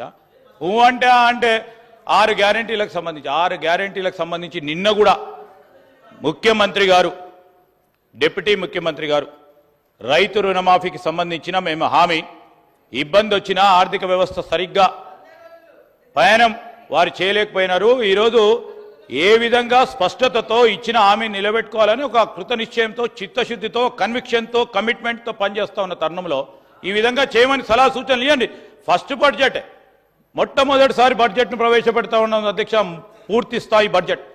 దయచేసి ఇప్పటికైనా కంక్లూజన్లో అన్న మీరు మంచి సలహా సూచనలు ఇస్తారని ఆశిస్తా ఉన్నాం అధ్యక్ష. కేటీఆర్ గారు సార్, ఇప్పటికి ముగ్గురు మినిస్టర్లు ఇంటర్వ్యూ అయ్యారు సార్. డిప్యూటీ సీఎం గారు, సీతక్క గారు, అదేవిధంగా ఎల్ఏ మినిస్టర్ గారు. నేను వారిని కోరుతా ఉన్నా అధ్యక్ష, మాకు అన్ఇంటరప్టెడ్గా మాకు ఇవ్వండి, తొందరగా కంక్లూడ్ చేస్తాం. మధ్యలో మళ్ళీ వారు రిజాయిండర్లు, రిపార్టీలు ఇవ్వాల్సిన అవసరం లేదు అధ్యక్ష. వారు అన్నారు అధ్యక్ష, మీరు చేయండి, సజెషన్లు ఇవ్వండి. ఎస్ సార్, ఇస్తాం సార్. పంజాబ్ను తలదన్నే విధంగా తెలంగాణ దేశానికి ధాన్యం అమ్మే స్థితి తీసుకొచ్చిన మాట, ధాన్య గుమ్మిగా తెలంగాణను తీర్చిదిద్దిన మాట వాస్తవమా కాదా? గౌరవ ఉప ముఖ్యమంత్రి గారు సభ ద్వారా ప్రజలకు చెప్పాలి. నిజంగా తెలంగాణ పంజాబ్ను, హర్యానాను తలదన్ని వరి ధాన్యం ఉత్పత్తిలో ఈరోజు అగ్రభాగానికి వచ్చిన మాట వాస్తవం కాదా? నా తెలంగాణ రైతు పొలాల్లో నాట్లేయడానికి వాళ్ళ పక్క రాష్ట్రాల కూలీలు మన దగ్గరికి వలస వస్తున్న మాట వాస్తవం కాదా? అందుకే మేము అంటా ఉన్నాం అధ్యక్ష. మీరు అంటున్నారు రైతు బంధు దుర్వినియోగం, ఇప్పుడే మంత్రి గారు కూడా మాట్లాడారు అధ్యక్ష. నేను ఒక మాట అంటా అధ్యక్ష, అసలు రైతు కష్టానికి ఖరీదు కట్టే సహాయం, దానికి ఖరీదు కట్టడమే తప్ప అధ్యక్ష. శ్రీశ్రీ గారు అన్నారు, పొలాలనన్నీ హలాల దున్ని ఇలాతలంలో హేమం పిండగా కర్షక వీరుల కాయం నిండా కాలువగట్టే ధర్మజలానికి ఖరీదు కట్టే శరాబు లేడోయ్ అని శ్రీశ్రీ గారు అన్నారు అధ్యక్ష. అంటే రైతు కష్టానికి వెల కట్టలేము అనే మాట నేను వారికి చెప్తా ఉన్నా అధ్యక్ష. నేను అనడం కాదు అధ్యక్ష, మంత్రుల రన్నింగ్ కామెంటరీ బంద్ చేయండి అధ్యక్ష, ఇది కరెక్ట్ కాదు. మమ్మల్ని ఏమో ఇట్లా అండము, తర్వాత వాళ్ళు చేయడం మంచిది కాదు అధ్యక్ష. ముఖ్యమంత్రి గారే అన్నారు అధ్యక్ష, మేము అనలేదు. వారు ఏమన్నారు అధ్యక్ష, ముష్టి 10,000 ఏంది, కేసీఆర్ బిచ్చమేసినట్టు 10,000 ఇస్తున్నాడు, నేను 15,000 ఇస్తా రైతు భరోసా అని మాట్లాడినారు అధ్యక్ష. మరి వాళ్ళు ఎందుకు ఇవ్వలేదు అధ్యక్ష? ఎందుకు పెట్టలేదు ఈ బడ్జెట్లో? అందుకే అడుగుతున్నాం అధ్యక్ష. తప్పకుండా రైతుల్ని అనుమానిస్తాం, అవమానిస్తాం, ఆంక్షలు పెడతాం, అగ్ని పరీక్షలు పెడతాం, నిందలు వేస్తామంటే ఊరుకోం అధ్యక్ష, తప్పకుండా మాట్లాడతాం అధ్యక్ష. ఖజానాలో సొమ్మంతా కర్షకుడే మింగేసినట్టు గోరంతలు కొండంతలు చేసి ప్రాపగండా చేయడం భావ్యమైన అధ్యక్ష. ఒక పక్క బడా బడా బాబులు భారతదేశంలో 14.5 లక్షల కోట్ల రూపాయలు కార్పొరేట్ పన్ను మాఫీ చేస్తే మాట్లాడడం అధ్యక్ష మనం. కానీ రైతుకు మాత్రం 72,000 కోట్ల రూపాయలు 6-7 దఫాలుగా ఇస్తే రైతు బంధు రూపంలో అందులో 24,000 కోట్ల దుర్వినియోగం అంటూ గగ్గోలు పెట్టడం ఏ రకంగా వాస్తవం అధ్యక్ష? ఆలోచించండి. ఏ రకంగా సమంజసం ఆలోచించండి అధ్యక్ష. నేను ఒక మాట అంటా ఉన్నా అధ్యక్ష, ఈసారి మరి జనరల్గా అధ్యక్ష నాట్లు పడేటప్పుడు వేస్తారు అధ్యక్ష, నాట్లు పడేటప్పుడు వేస్తారు రైతు బంధు, వీళ్ళేమో ఓట్లు వేసేటప్పుడు వేసిండ్రు అధ్యక్ష. పర్వాలేదు, మరి ఇప్పుడు ఓట్లు అయిపోయినాయి, ఓట్లు అయిపోయినాక వేస్తారా ఎత్తగొడతారా రైతు భరోసా చెప్పాలి అధ్యక్ష. గౌరవ డిప్యూటీ సీఎం గారిని నేను కోరుతా ఉన్నా. ఇందులో అయితే నిధులు లేవు, నేను అందుకే అంటున్నా. శ్రీధర్ బాబు గారు అడిగినారు, మీరు చెప్పండి సూచనలను. Yes, I'm making a suggestion, reappropriate చేయండి, రైతు భరోసాకు నిధులు పెట్టండి, 15,000 రూపాయలు ఇవ్వండి మీరు ఇచ్చిన మాట ప్రకారం, రైతులకు అన్యాయం చేయవద్దు అని చెప్పి మేము విజ్ఞప్తి చేస్తా ఉన్నాం అధ్యక్ష. వారు చెప్పారు కౌలు రైతులకు ఇస్తామన్నారు, 26 లక్షల మంది కౌలు రైతులు ఉన్నారని వారే చెప్పారు. వాళ్ళందరూ కళ్ళల్లో ఒత్తులేసుకొని చూస్తున్నారు. కౌలు రైతులకు రేవంత్ రెడ్డి గారు బహిరంగ లేఖ రాశారు, 26 లక్షల మందికి అధికారంలోకి రాగానే పెట్టుబడి సాయం చేస్తామని. గుర్తించినరా కౌలు రైతులు 26 లక్షల మందిని? బోనస్ అన్నారు 500 పంటకి. మరి ఇవాళ మేనిఫెస్టోలోనేమో 2183 రూపాయలు ఎంఎస్పీ అంటారు, గ్రేడ్ ఏ దొడ్డు వడ్లు, కానీ చెప్పేది మాత్రం సన్నవడ్లు పండిస్తే బోనస్. ఇది ఎక్కడి మాట అధ్యక్ష? అందుకే అధ్యక్ష, రైతు డిక్లరేషన్ లో చెప్పింది దయచేసి నిలుపుకోండి. అదే మాదిరిగా నేను ఇంకొక మాట కూడా రిక్వెస్ట్ చేస్తా ఉన్నా అధ్యక్ష. అధ్యక్ష మీరు చెప్పారు PMFBY మేము జాయిన్ అవుతున్నాము, ప్రైమ్ మినిస్టర్ ఫసల్ బీమా Yojana. I request the honourable deputy chief minister, sir this is the statement of Gujarat chief minister Vijay Rupani. Gujarat ప్రధానమంత్రి గారి సొంత రాష్ట్రం. ఏ ప్రధానమంత్రి అయితే ఫసల్ బీమా యోజన తెచ్చిండో ఆ ప్రధానమంత్రి సొంత రాష్ట్రం గుజరాతే ఈ ఫసల్ బీమా యోజన బేకారని చెప్తున్నది. వాళ్ళే ఇది తీసుకోలేదు, మనం ఎందుకు పోతున్నాం సార్ అని లెక్క నేను అడుగుతా ఉన్నా. మేము అందుకే దాన్ని పట్టించుకోలేదు ఇదివరకు, కానీ మీరు అందులోకే పోతామంటున్నారు. దయచేసి మీరు పరిశీలించాలా, దయచేసి ఫసల్ బీమా యోజన కేటాయించిన పైసలు వేరే రూపంలో పెట్టండి, రీఅప్రోప్రియేట్ చేయండి అని చెప్పి అప్రోప్రియేషన్ బిల్లో నేను కోరుతా ఉన్నా అధ్యక్ష. ఇక రుణమాఫీ కథ ఎట్లుంది అధ్యక్ష? వీళ్ళదంటే పంచపాండవులు మంచం కోళ్ళ కథ అధ్యక్ష. ఏకకాలంలోని రెండు ప్రకటనలు ఇస్తారు అధ్యక్ష. ఎవరన్నా ఏకకాలంలో రుణమాఫీ చేస్తే ఒకటేసారి ప్రకటన ఇవ్వాలి. ఏకకాలంలో రుణమాఫీ 2 సార్లు ప్రకటనలు, నీ పత్రికల నిండా వీళ్ళ ముఖార విందాలు. అధ్యక్ష నేను అడిగేది ఒకటే అధ్యక్ష, దయచేసి రైతులను మోసం చేయడం ఆపండి. నేను ఇంకొక మాట అడుగుతా ఉన్నా. నిన్న ముఖ్యమంత్రి గారు చెప్తారు, ప్రభుత్వం చెప్తుంది 1,50,000 రూపాయల దాకా రుణమాఫీ అయిపోయిందన్నారు.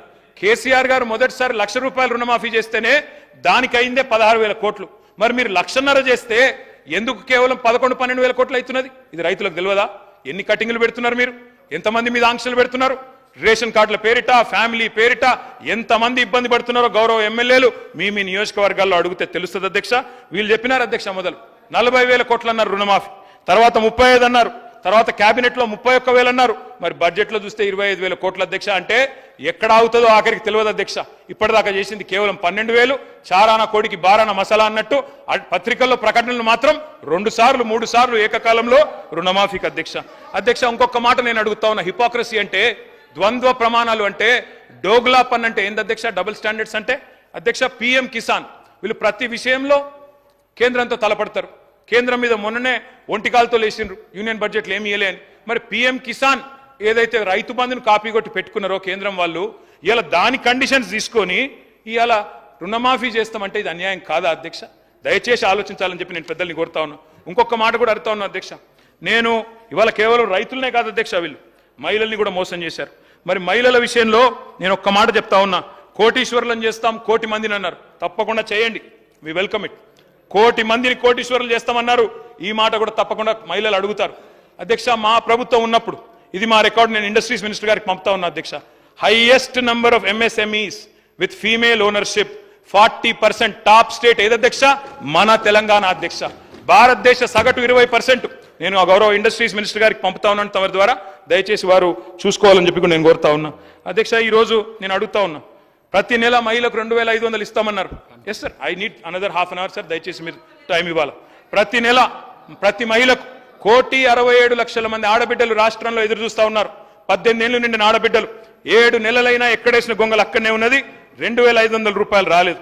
ఆడబిడ్డలందరికీ మీరు ఒక్కొక్క ఆడబిడ్డకు నెలకు 20,000 రూపాయలు బాకీ పడ్డారు. వెంటనే ఇచ్చే ప్రయత్నం చేయండి, రీఅప్రోప్రియేట్ చేయండి.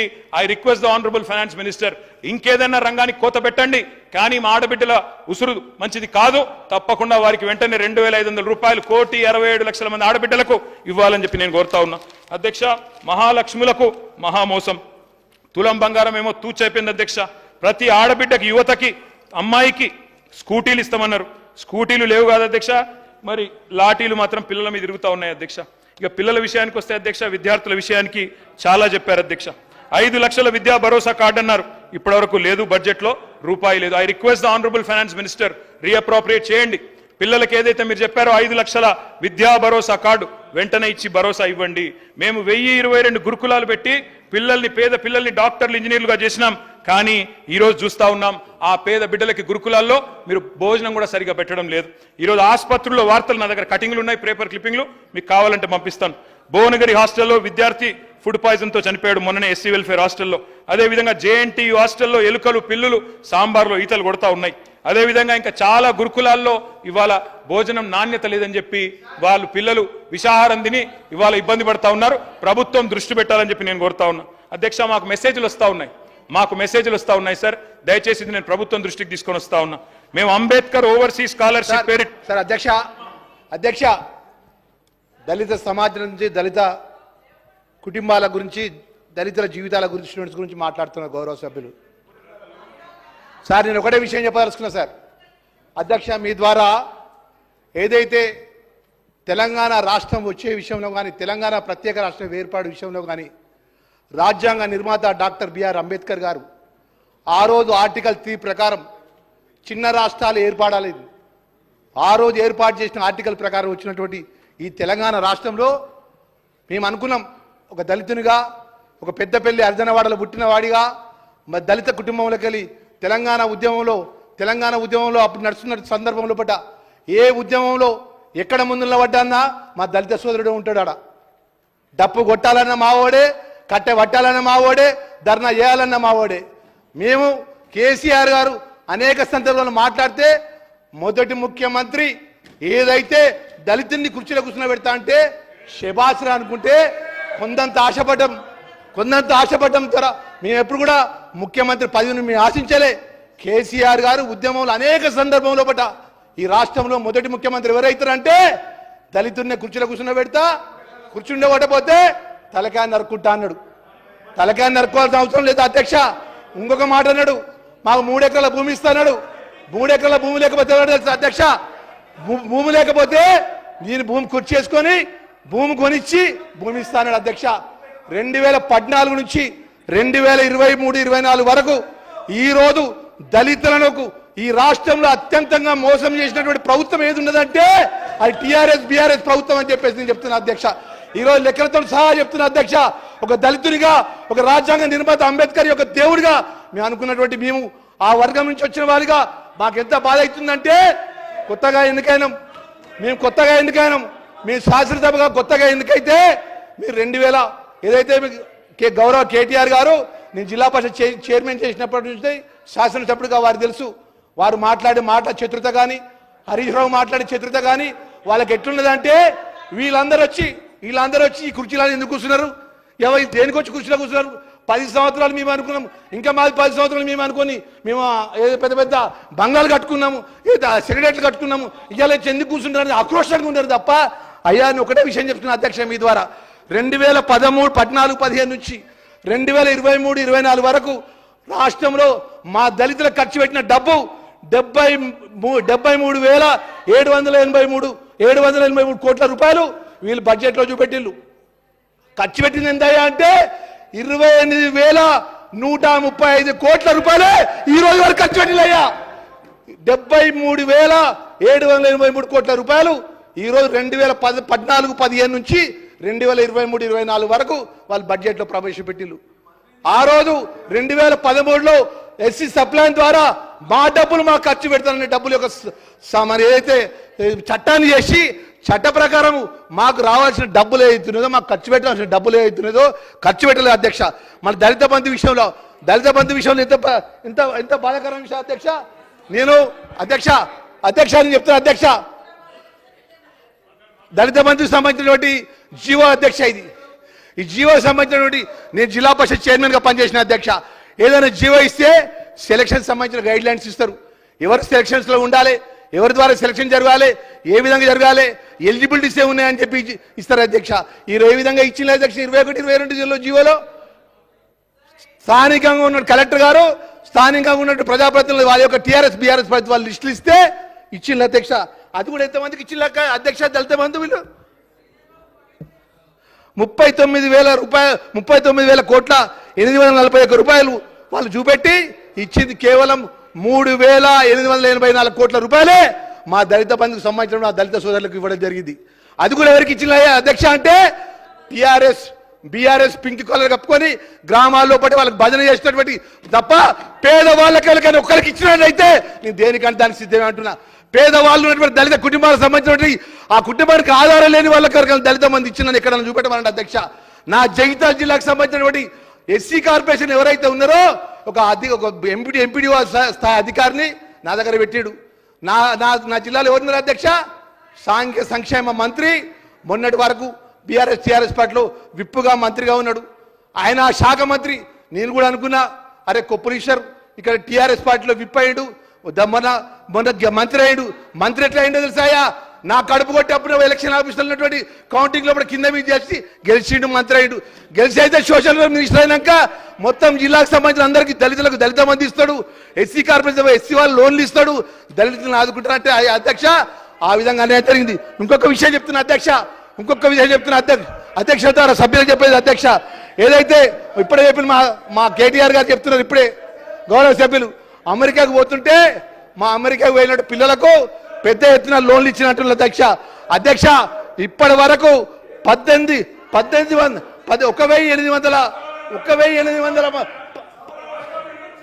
అధ్యక్ష ఈనాడు అధ్యక్ష చెప్పేది నాడి అధ్యక్ష. నేను ఒకటే విషయం చెప్పాల్సిన అధ్యక్ష, ఈరోజు బెస్ట్ అలయన్స్ ఏదైతే కార్పొరేట్ లెవెల్లో స్కూళ్ళల్లో దళిత పిల్లలను చదువుకోవాలని చెప్పి మాకు అవకాశం ఇస్తే అధ్యక్ష, ఈ జిల్లా ఈ రాష్ట్రంలో 2013-14 నుంచి ఈ రోజు వరకు 1,800 పిల్లలు 1,700 పిల్లలకు సంబంధించినటువంటి ఈ మొన్నటి వరకు మొన్న కొత్త ప్రభుత్వం ఏర్పడిన వరకు 50 కోట్ల రూపాయలు వాళ్ళకి ఎవరైతే మెస్ బిల్లు ఇవ్వాలి అధ్యక్ష, మెస్ బిల్లులు ఇవ్వలే. అదేవిధంగా అధ్యక్ష మా ఎస్సీలకు సంబంధించిన విషయాల్లో పట అనేక విషయాల్లో పట మరి స్వయాన ఈ రాష్ట్రానికి మా ప్రభుత్వంలో ఏ మేనిఫెస్టోలో కానీ మా ప్రభుత్వ పథకాల్లో కానీ మా గౌరవ రేవంత్ రెడ్డి గారి పక్కకు మా దళిత ఉప ముఖ్యమంత్రి ఫోటో వేసుకుంటాడు. ఆ విధంగా 2013-14 నుంచి 24 వరకు కేసీఆర్ పక్కనే దళితులకు ఒక ఫోటో ఉన్నదా? ఏ ఒక్క కార్యక్రమ పథకంలో దళితుల ఫోటో ఉన్నదా అని అడుగుతున్నా అధ్యక్ష. ఆ రోజు మా డిప్యూటీ సీఎంగా ఉన్నట్టు మా సోదరుడు పాపం ఏమో అపక్షం తెలియదు రాత్రి పత్రం చేసిన అధ్యక్ష. ఏ విషయంలో అధ్యక్ష మా దళితుల కంటే టీఆర్ఎస్ బీఆర్ఎస్ ప్రభుత్వానికి సంబంధించిన ఏ చిత్తశుద్ధి ఉంటే ఈ రోజు నేను చెప్పిన లెక్క లోపల ఏ చిన్న తప్పు ఉంటే దేనికంటే దానికి ఒప్పుంటే అధ్యక్ష.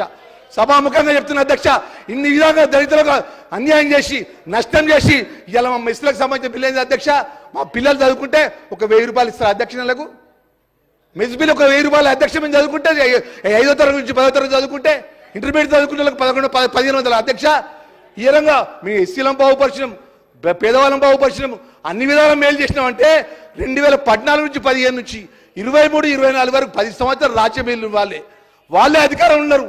పేదవాళ్ళకి సంబంధించినటువంటి ఏ గ్రామానికి అనుపోదాం ఇందిరమ్మ ఇల్లు లేని ఇల్లు ఊర్లో చూపెడతా, ప్రతి ఒక్క ఊర్లో ఇందిరమ్మ ఇల్లు ఉంటుంది. వీళ్ళు కట్టిన డబుల్ బెడ్రూమ్ ఇల్లు ఉన్నదా చూపెట్టమని అడుగుతున్నా అధ్యక్ష. వీళ్ళు కట్టిన డబుల్ బెడ్రూమ్ ఇల్లు ఉన్నదా? వీళ్ళు పేదవాళ్ళకి సంబంధించినటువంటి మిగులు భూమి 3 ఎకరాల భూమి ఇస్తాను అధ్యక్ష. 3 ఎకరాల భూమి అధ్యక్ష. చివరి మాట ఒక మాట అంటున్నా, దేవుడికి ఎరగ ముందు అధ్యక్ష నా ధర్మపురి నియోజకవర్గంలో పట 2009 నుంచి గెలిచినా ఓడిన ప్రజల మధ్యలో ఉన్నటువంటి కార్యకర్తగా ఆ ఇంద్రమ్మ తల్లి ఆ రాహుల్ గాంధీని ఏదైతే పెద్దల రేవంత్ రెడ్డి గారి నాయకత్వం, శ్రీధర్ బాబు గారు, మా జీవన్ రెడ్డి గారి నాయకత్వంలో పట, మా పట్టి విక్రమార్క నాయకత్వంలో పట్టి చెప్తున్న అధ్యక్ష, నాకు నియోజకవర్గంలో 1000 ఎకరాల మిగిలి భూమి అధ్యక్ష. పేదవాళ్ళకి సంబంధించిన భూమి ఇప్పటి వరకు మంచిగా అధ్యక్ష. అది పేదవాళ్ళకు సంబంధించిన భూమి ఇప్పటి వరకు కూడా ధర్మపురి నియోజకవర్గంలో మంచిలే. వీళ్ళంటారు పేదవాడిని మా దళితులు ముఖ్యమంత్రి చేస్తా అంటాడు, మా 3 ఎకరాల భూమి ఇస్తా అంటారు, మాకు ఉద్యోగాలు ఇస్తా అంటారు. మెస్ బిల్లు అధ్యక్ష మాకు చెప్పిన పథకాల్లో కూడా ఏదైతే బడ్జెట్ కూడా అమలు చేయాలనే దుస్థితి ఈ టీఆర్ఎస్ పార్టీ అనే విషయాన్ని కూడా తెలియజేస్తున్నా అధ్యక్ష. స్పీకర్ సార్, ఇది కొత్త సాంప్రదాయం సార్. ఇది మంత్రులు రిప్లై ఇవ్వట్లేదు, మెంబర్స్ ఇస్తున్నారు, గౌరవ విప్లు ఇస్తున్నారు. ఇది కొత్త సాంప్రదాయం మోపైంది.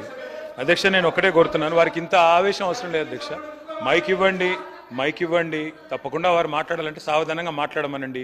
మేము మాట్లాడుతున్నప్పుడు అంతరాయం చేసి మళ్ళీ మీరేమో టైం అయిపోయింది అంటారు. ఇది కరెక్ట్ కాదు అధ్యక్ష. గత హాఫ్ అన్ అవర్గా అటు విప్ గారు మంత్రులే డిస్టర్బ్ చేశారు.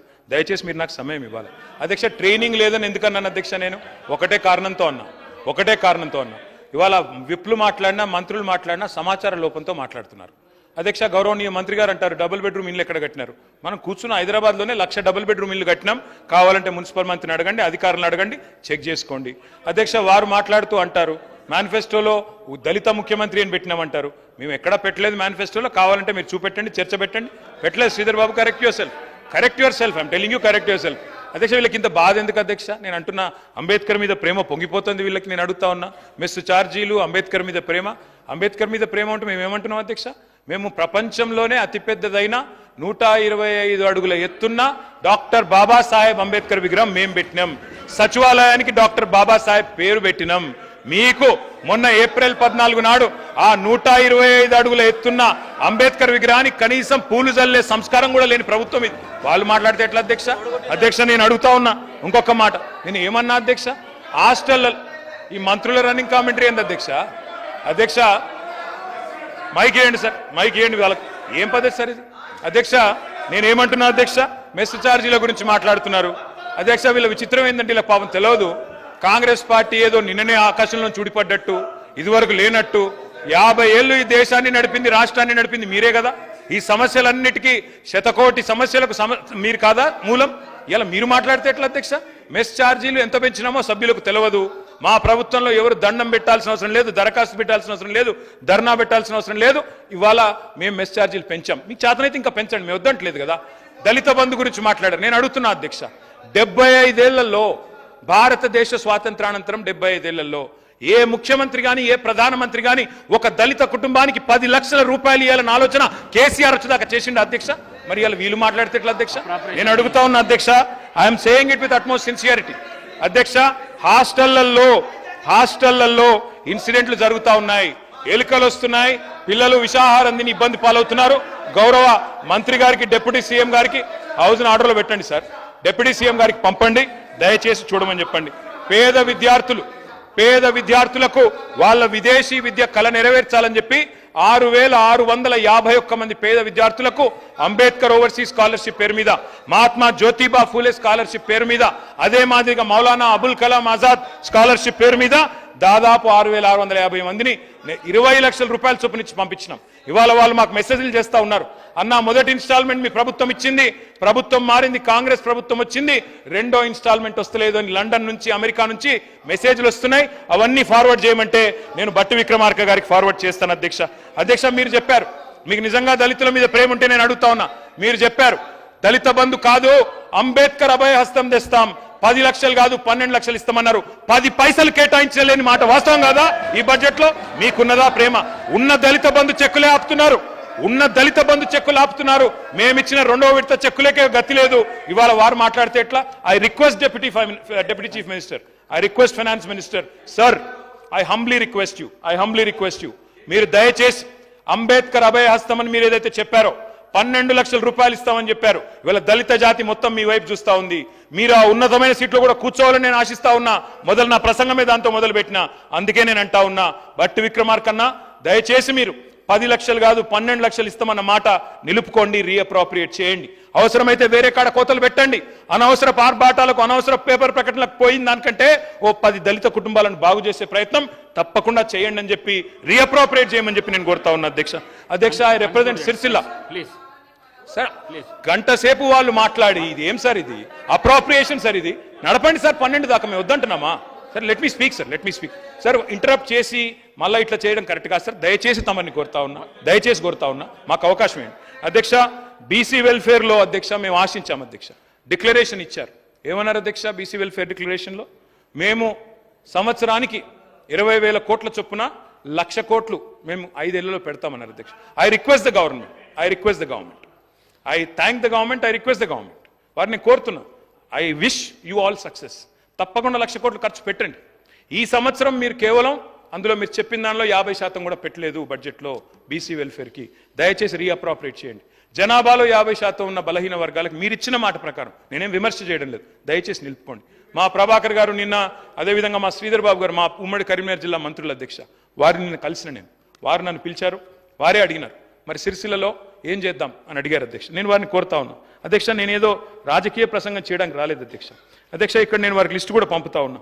ఈరోజు సిరిసిల్లలో ఇప్పటి వరకు అధ్యక్ష మొత్తం రాష్ట్రంలో, సిరిసిల్లలో కాకుండా రాష్ట్రంలో ఇప్పటి వరకు ఈ ప్రభుత్వం వచ్చిన తర్వాత 14 మంది నేత కార్మికులు ఆత్మహత్యలు చేసుకున్నారు. నేను మనస్ఫూర్తిగా వేడుకుంటున్న ప్రభుత్వాన్ని, దయచేసి రిక్వెస్ట్ చేస్తా ఉన్నా, వారిని కోరుతా ఉన్నా, కునారిల్లిన కుల వృత్తులకు జవస